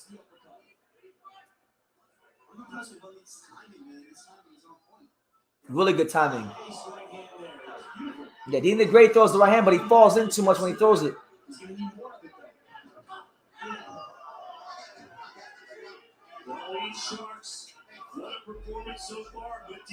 That's right. Sharks circling coming in for the kill. Dean not looking great. Dean getting beat up. Dean beat a bum in his last fight, and his own commentator were acting like he was the GOAT. Well, they're company men. Todd Grisham and these guys are professional, world-class ass kissers. So they have to say that he's great. They have to say that he's doing his thing. Oh my God, another left hook. Walid Sharks. It's death by 1,000 left hooks right now. Walid Sharks is serving him up right now to Dean the Great. Dean the Great should change his name to Dean the Average. Dean the Average getting his ass beat by the Shark. Walid Sharks here in round number 3. Oh shit! Dean the Great lands a straight right hand. Sharks is down. Oh my God. It's the fight of the year right now. Walid Sharks is on Queer Street right now. Oh, they leave it off. No way. Dean the Great somehow scores a knockout. That was crazy. Walid Sharks pissed the fight away. But Dean the Great dug into. Man, Dean the Great hit him with a right hand straight from hell. Just like that. I thought it was maybe a premature stoppage, but man, what a fight. What a fight. That shit was crazy. He got dropped twice, came back, hit him with the freaking eraser. He hit him with Denzel. He hit him with 38. He hit his ass with the glizzy. Got him up out of here. So on that note, we're gonna switch over to Munguia versus Coria. But man, what a fight! Oh, that was great. Let's see if this fight lives up to that fight. But shout out to everyone who's still rocking with us. It's your boy BT, the untouchable, True School Sports Empire. You know, giving you guys a 3-hour live fight reaction extravaganza on a week where there's no boxing. Who's doing it like that? Who's doing it like your boy BT? Nobody. Who's doing it like True School? Nobody. The untouchable. Yeah. It's 11/11. Make a wish. My wish came true. I'm live on YouTube with you guys. That's my wish. My wish came true. Dreams come true. All right, so it looks like Munguia versus Coria is actually about to start, so perfect timing. Dean the Great ended that shit at the right time. Let me see. Come on, the zone. Man, he missed a great fight. I know, I heard. Walid Sharks dropped him twice, and then Dean the Great hit him with the right hand and knocked him out. That was it? That was it. Right? It ended at just the right time, because let's go. We here. Jaime Munguia. You got pretty good? No, I mean, he didn't look good when he fought Johnny back, but let's see. He can prove himself. Gotta give everybody a chance to succeed. Yeah. A chance to prove themselves. Dean showed he was great. I mean, man, Dean showed he was great. I agree, because he was getting his ass beat. He was getting a boxing lesson, and then he hit freaking Wally Sharks with a right hand straight from hell. Sent him to the morgue. Sent him straight to the morgue. Sent him to meet his maker. Got him out of there. So all in all, as far as entertainment is concerned, that was an A+ card. These Mexican ring card girls on the Munguia card are A+ as well.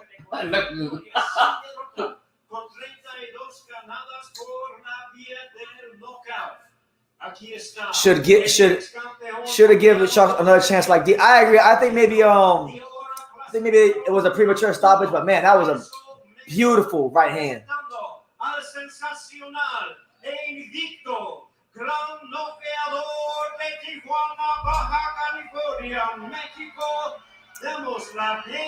The road to 50-0 continues. Jaime Munguia, Mexican.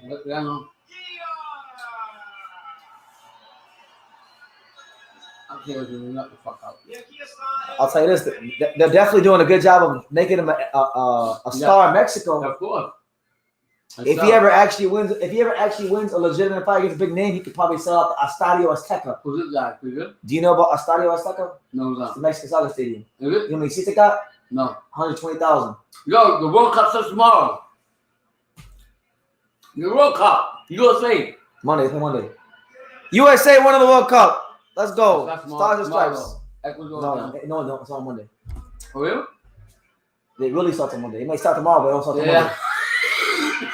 Anyway, here we go. Jaime Munguia, Gonzalo Coria. I know this is what you guys are waiting for. You know, Jaime Munguia in a tough fight. That's right. MB says soccer is coming home. Soccer. And when the USA wins the World Cup, MB, the rest of the world gotta start calling that shit football. It's soccer now. And then Messi coming out here to Miami?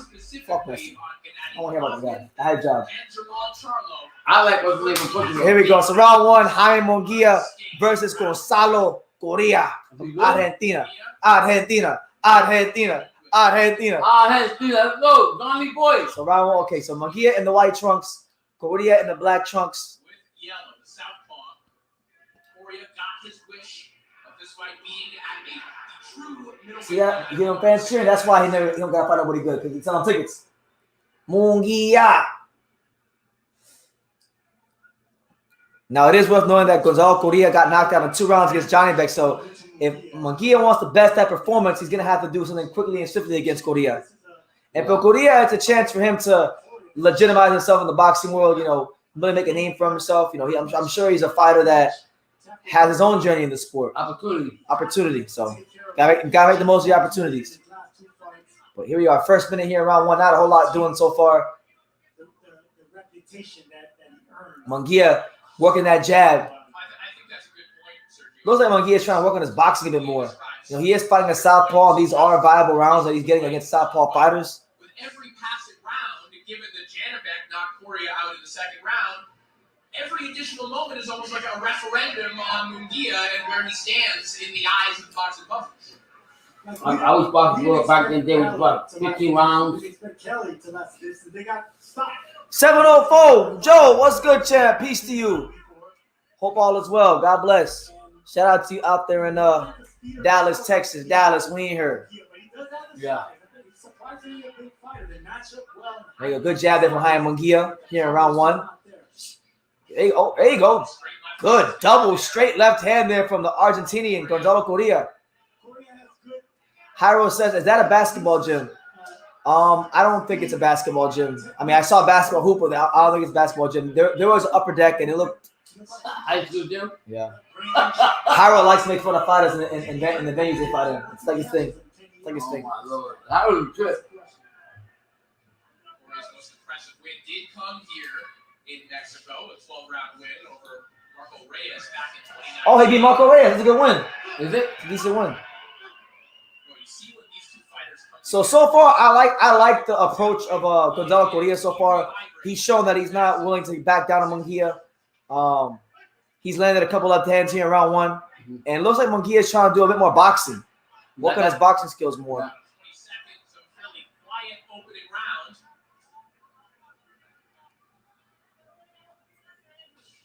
Oh, nice right hand to the body down there for Munguia. Munguia starts to march forward here on Coria. Coria throws a left hand and ties him up. Doing the right thing to get it dirty. Bit of a feeling out process here for Jaime Munguia. Munguia with a double jab right hand that just misses. Moments of the opening. But I would say a good start from Coria. You know, a guy that, like I said, the last time he had a fight against a notable name, he got knocked out of 2 rounds. And it was, oh my God, you see the way he fell to the canvas? Oh, Johnny Beck. It might be Johnny Beck's most devastating knockout out of all the You're knockouts. saying if he lasts two or three rounds with McGee is good. I don't know. He might have won that round. Yeah, it's crazy. He did it right that round, Mark Yeah, Coria. he did. So shout out to everybody. 3 hours. When was the last 3 hours? Jesus, yeah. They said there was no boxing on this weekend. I still found a way to go 3 hours. They said this was a slow week of boxing. I still found a way to go 3 hours. I'm still making it happen. The home of boxing, True School Sports. We here. It's a tricky round to score because Munguia did apply pressure. Yeah, Munguia applied pressure, but a lot of it was ineffective. I actually think they might be fighting in a basketball stadium because there's a there's a basketball hoop. Look. Let me play. There's a basketball hoop. I see. High school. Round, but all in all, it was a good round for Coria because he didn't really get hit with anything. All right, so here we go. Round number 2. Munguia versus Gonzalo Coria. Jaime Munguia looking to close out 2022. What is that, a tune-up? It's supposed to be a tune-up. Good jab there with Gonzalo Coria. But you already know the thing is, unless Gonzalo Coria shoot this dude in the head, he's not getting the decision. Because we all remember years ago when we were live and Munguia fought Dennis Hogan and beat the shit out of him. But if he survived 2 rounds, it would be better on, right? It's worse on Munguia, it's better on Denver. No, but I'm saying, like, we know Coria can't get a decision even if he fights the fight of his life because Dennis Hogan did beat the shit out of Munguia, and they robbed him. That's crazy, yeah. And in his words, not let him work because we know how strong he is. I would love to see Andre fight Munguia. Disrupt the tempo of this fight. Good body shot there from Gonzalo Coria. Good uppercut to the body there from Munguia. Good jab from Munguia. I think you'll fight Andre and Munguia. It's not pretty. It's not exciting for the fans, but you know it is allowed in boxing. Just like he did right there. Yeah, Coria's trying to fight that Dennis Hogan style. I don't think he quite has the feints and the awkwardness of Dennis Hogan, but he's doing what he can right now. Right now, he's doing better this fight than he did against Johnny Beck. That clinch the entire fight. He has said he specifically has to watch out for head clashes in this fight. And now Munguia's trying to use that forearm in the clinches. He's getting a little uncomfortable when the southpaw closes the gap on him. Good left hook by Munguia. Munguia throwing a lot more jabs this fight. He had to follow that game plan. It's pretty hard to land a headshot on Coria, especially. Good defense from Gonzalo Coria. Look at that defense. Gonzalo Coria making Jaime Munguia shadow box out there, but he didn't miss that right hand. No. He landed that right hand, and Coria didn't like it. His mannerisms changed when that right hand landed. Good defense from Coria. Jaime Munguia misses the right hand. He's about to survive his round on here. Oh! So much for that. Counter right hand from Munguia, and Gonzalo Coria is down here in round 2. Oh my God. So 40 seconds left here in round 2. It looks like Munguia may stop Coria in the same round that Johnny Beck did. There's 32 seconds left. Can Munguia do it? Let's see. Stacked against him here, and he has one of the best middleweights. Good right hand by Munguia. Coria shoots the left hand that misses. Munguia pressing forward, and good veteran move by Coria to tie him up. Yeah. Tying him up right now. Doing a good job right now, tying him up, not letting him work. Hang on anymore. Oh. You gotta punch at anything, just like that. Make this fight a little bit rough. Make it rugged. There you go. Good left hook to the body again by Munguia. Yo, the clock should be at 0 already, like 20 seconds ago. Yeah. What are they doing? What the fuck? They're trying to get this dude a knockout. You serious? Bro, the clock was at like 10 seconds, 40 seconds ago. Bullshit. They're trying to get Munguia a knockout anyway. Yeah, that was great. Such a protected fighter. I mean, it was like 14 seconds left. Yeah. Yeah. So look, I mean, he got dropped, but he's done better against Munguia than did Johnny Bet. Yeah. So I know Munguia's not gonna lose this fight, but still, Munguia exposed by Johnny Bet. Yeah. Let's go, champ. Shout out to all 25 a year. Make sure you smash that like button. Let us know where you're watching from. It's been an eventful night of boxing. It's becoming a little bit uneventful right now. This Munguia fight, Munguia, beating Gonzalo Coria pretty soundly right now. Dropped him in the second round. This guy's not even ranked, right? He's number 60 on box rank. Think about how bad. You know how bad the middleweight top 15 is. Yeah. He's fighting number 60. That's so sad. That was a nice right hand though. Yeah. That's where he's vulnerable. Well, he's supposed to dominate this right here. You're gonna say saludos por todos mexicanos. You're gonna hear that bullshit coming up. Out of here. I get the impression that Munguia is just toying around. Yeah. I think he's trying. I actually he's working on throwing certain shots. Because Coria is a southpaw that doesn't have a lot of power to bother him. So he can, not really worry about what's coming back at him. There's an opening for a left hook. Man, good for all the fights, bro. Fuck Munguia, bro. Honestly, fuck Xander Promotion. Such a protected fighter. Yeah, fought a 60. I respect Canelo way more than Munguia. Yeah, but at least Canelo was fighting people already at this age. These guys supposed to be like the hype of the hype. The Golden Boy fighter too, right? Yeah, but it's a co-promotional deal. Xander Promotions handles most of the promotion. The Mexican promoter. Golden Boy just handles his U.S. television rights, things like that. Yeah, it's hard to look good against fighters like Coria. Don't expect to land combinations. No, it's not. Doing a lot of missing. So not if you're great. Good jab again by Munguia. Munguia throwing a steady diet of jabs, now fainting. Look at that. Yeah. Edgar Berlanga, watch out. Right hand to the body from Munguia.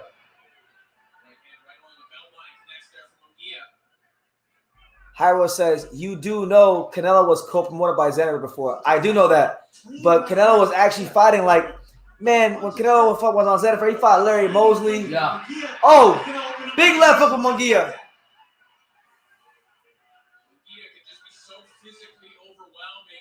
I'm not going to call no fighters cab drivers because that's disrespectful to all the fighters that go in there. And, they give it life. They look to either life. I'm not going to call him that, but what I will say is he's definitely overmatched, and it's not right what they're doing. Good jab there from Gonzalo Coria. Come on, Gonzalo. Argentina. Come on, champ. Vamos, Argentina, puñeta.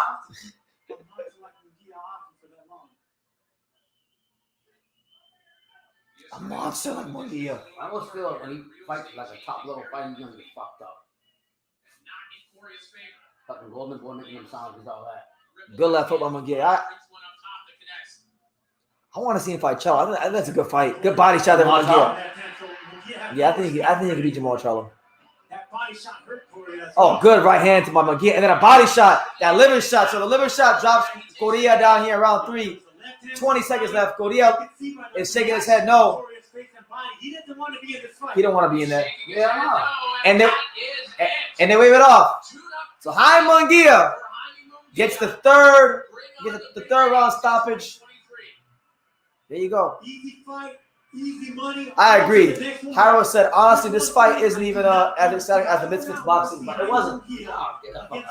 A straight mismatch. Make him sound like all that. I want to see him with the big dogs and the big names in this division. So trash. I agree, Daniel. Talk to him, Daniel. He said trash because that's what it was. Yeah. But we knew this. I'm not gonna disrespect Gonzalo Coria. He had the hardest step in the ring, but a 60 ranked fighter. Come on, man. But and then you wonder why Misfits boxing and shit is getting popular. Yeah. Fuck the whole and all that. When it's protection, I mean, Hasim Munguia is hands down by far, not even close, the most protected fighter in the sport. we give Dave Benavidez a lot of shit. He's on another level of protection, even him. Harold says that stoppage wasn't even good, not even exciting. No, it wasn't. I mean, come on, man. It was a good liver shot, but yeah, it wasn't like nice liver shot. Man, that was beautiful. That was a beautiful liver shot. Anything that he would do throw to him, he's gonna dominate. It's a 60 ranked fighter. Come on. He just said, "I'm not scared of nobody. I want to fight everybody." Yeah, I want to fight GG's, old GG. That's a good fight. I think GG can still beat him. I think he might fuck around and get knocked out by GG. Yeah, serious. An answer for the onslaught that was coming.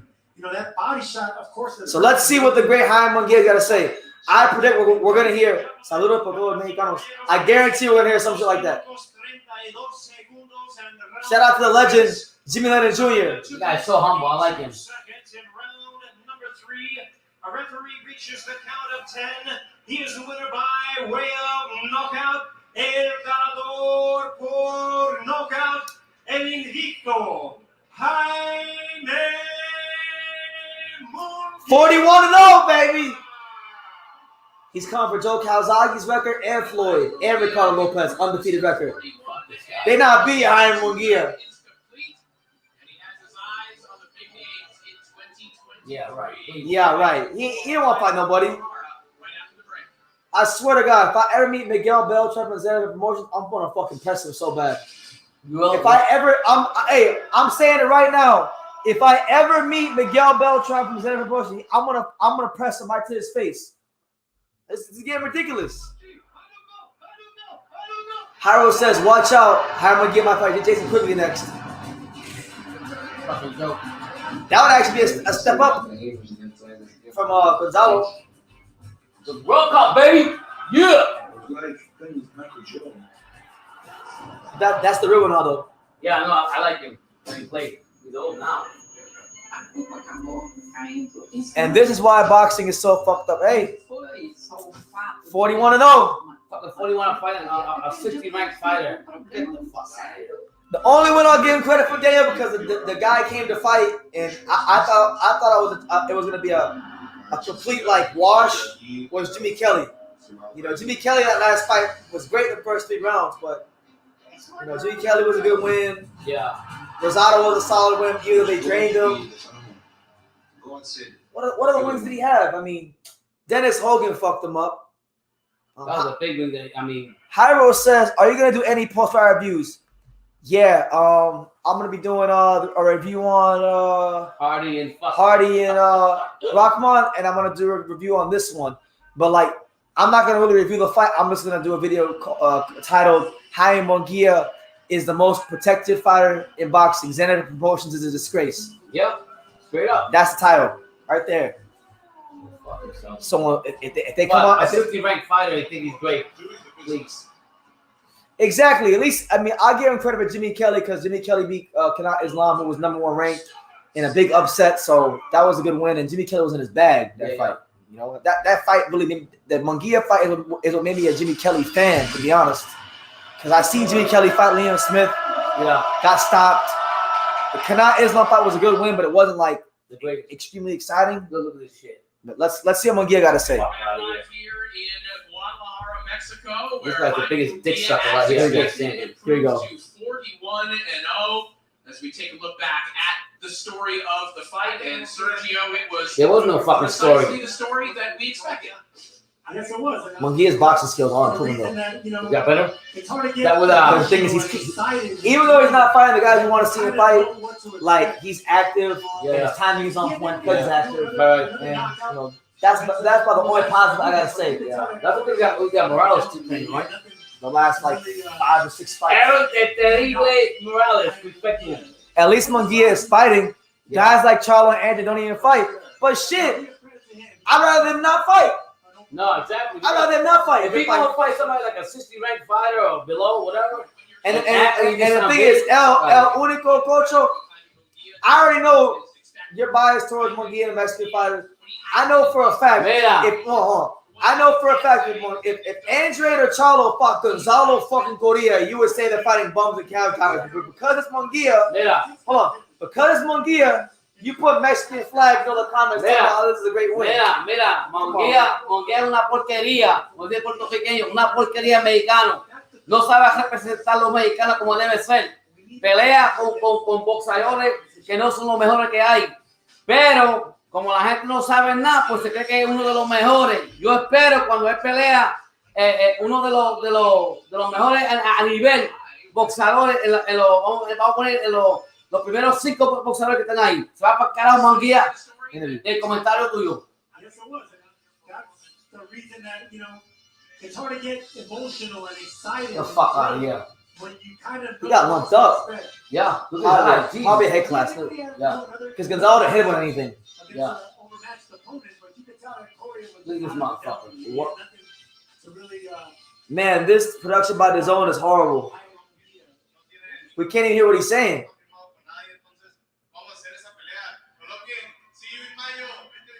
See you in May 20th. Golovkin. The fuck's wrong with me? Bro, the zone is trash. How do they have better production on the Misfits card than they do for the actual boxing card?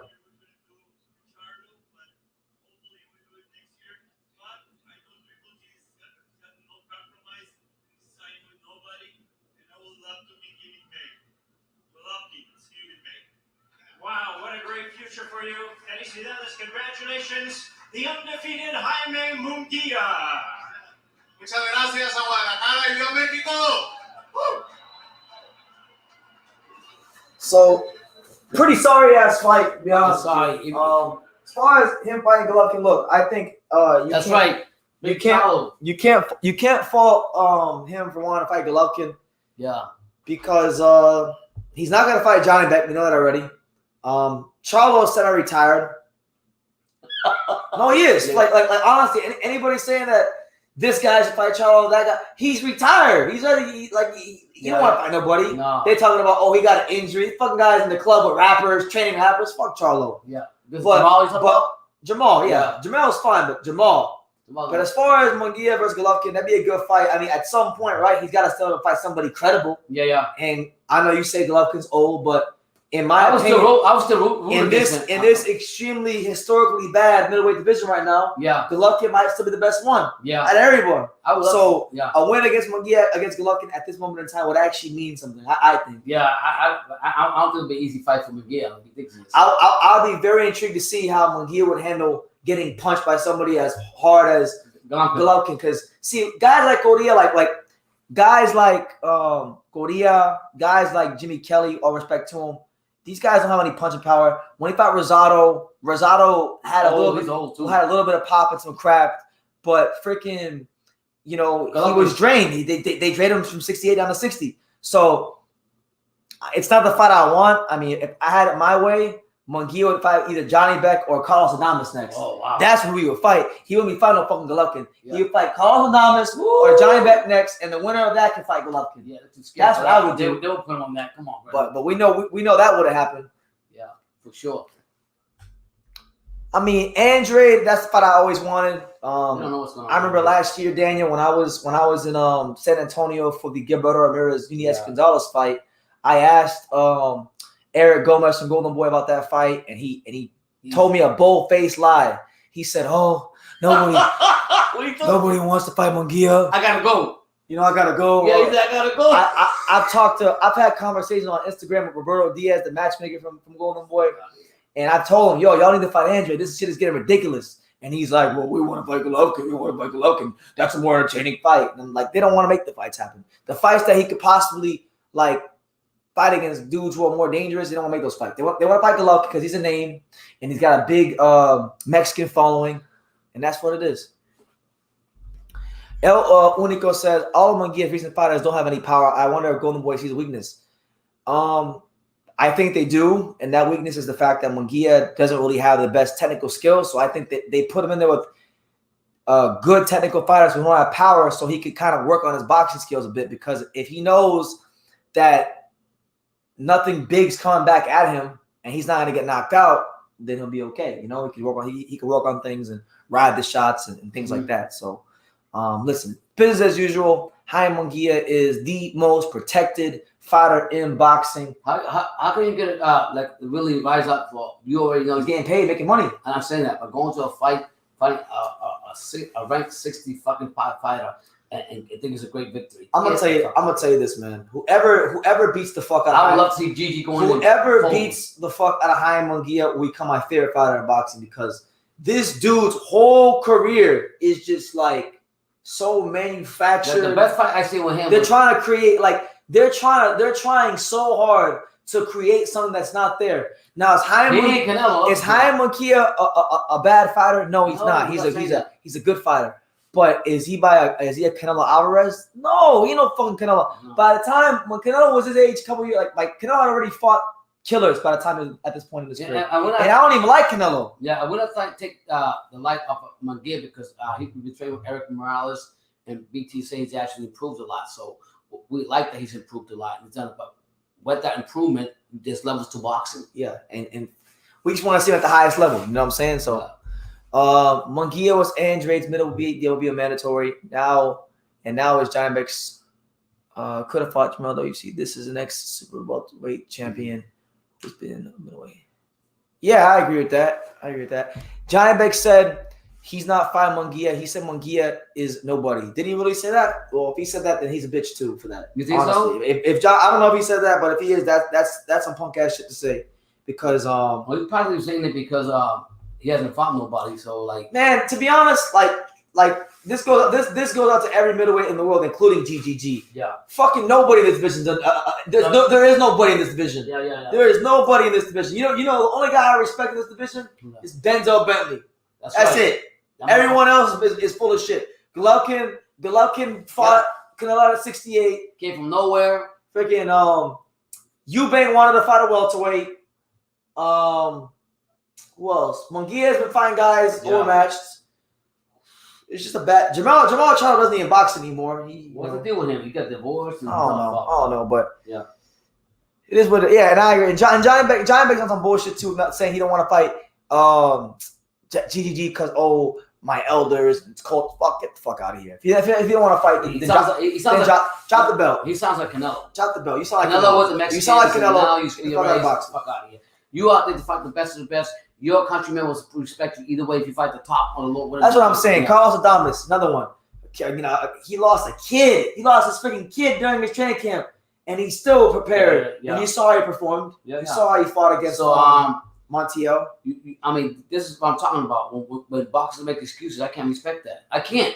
Like, I'm not gonna name no names, but like me and my dad, we know of a fighter who's a really good fighter who really should be he should be on his own headlining cards. One of the top fighters in his weight class. But guess what? The problem is a lot of these fighters get in their own fucking way.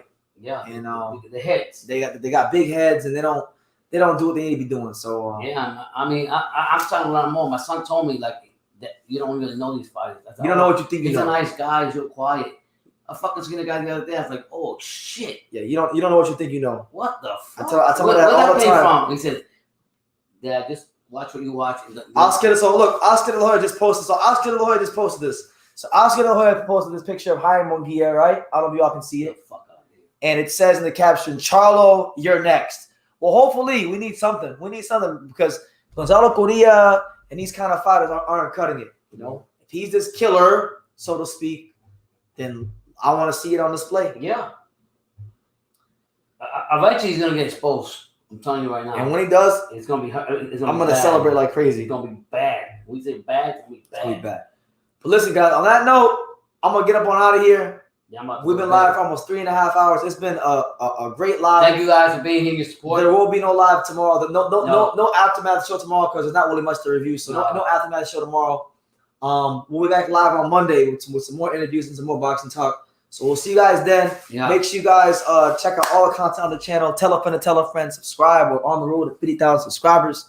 And like I say in every single one of these videos, you can love me or you can hate me. But I'm just kidding, Daniel. So until next time, take care, guys.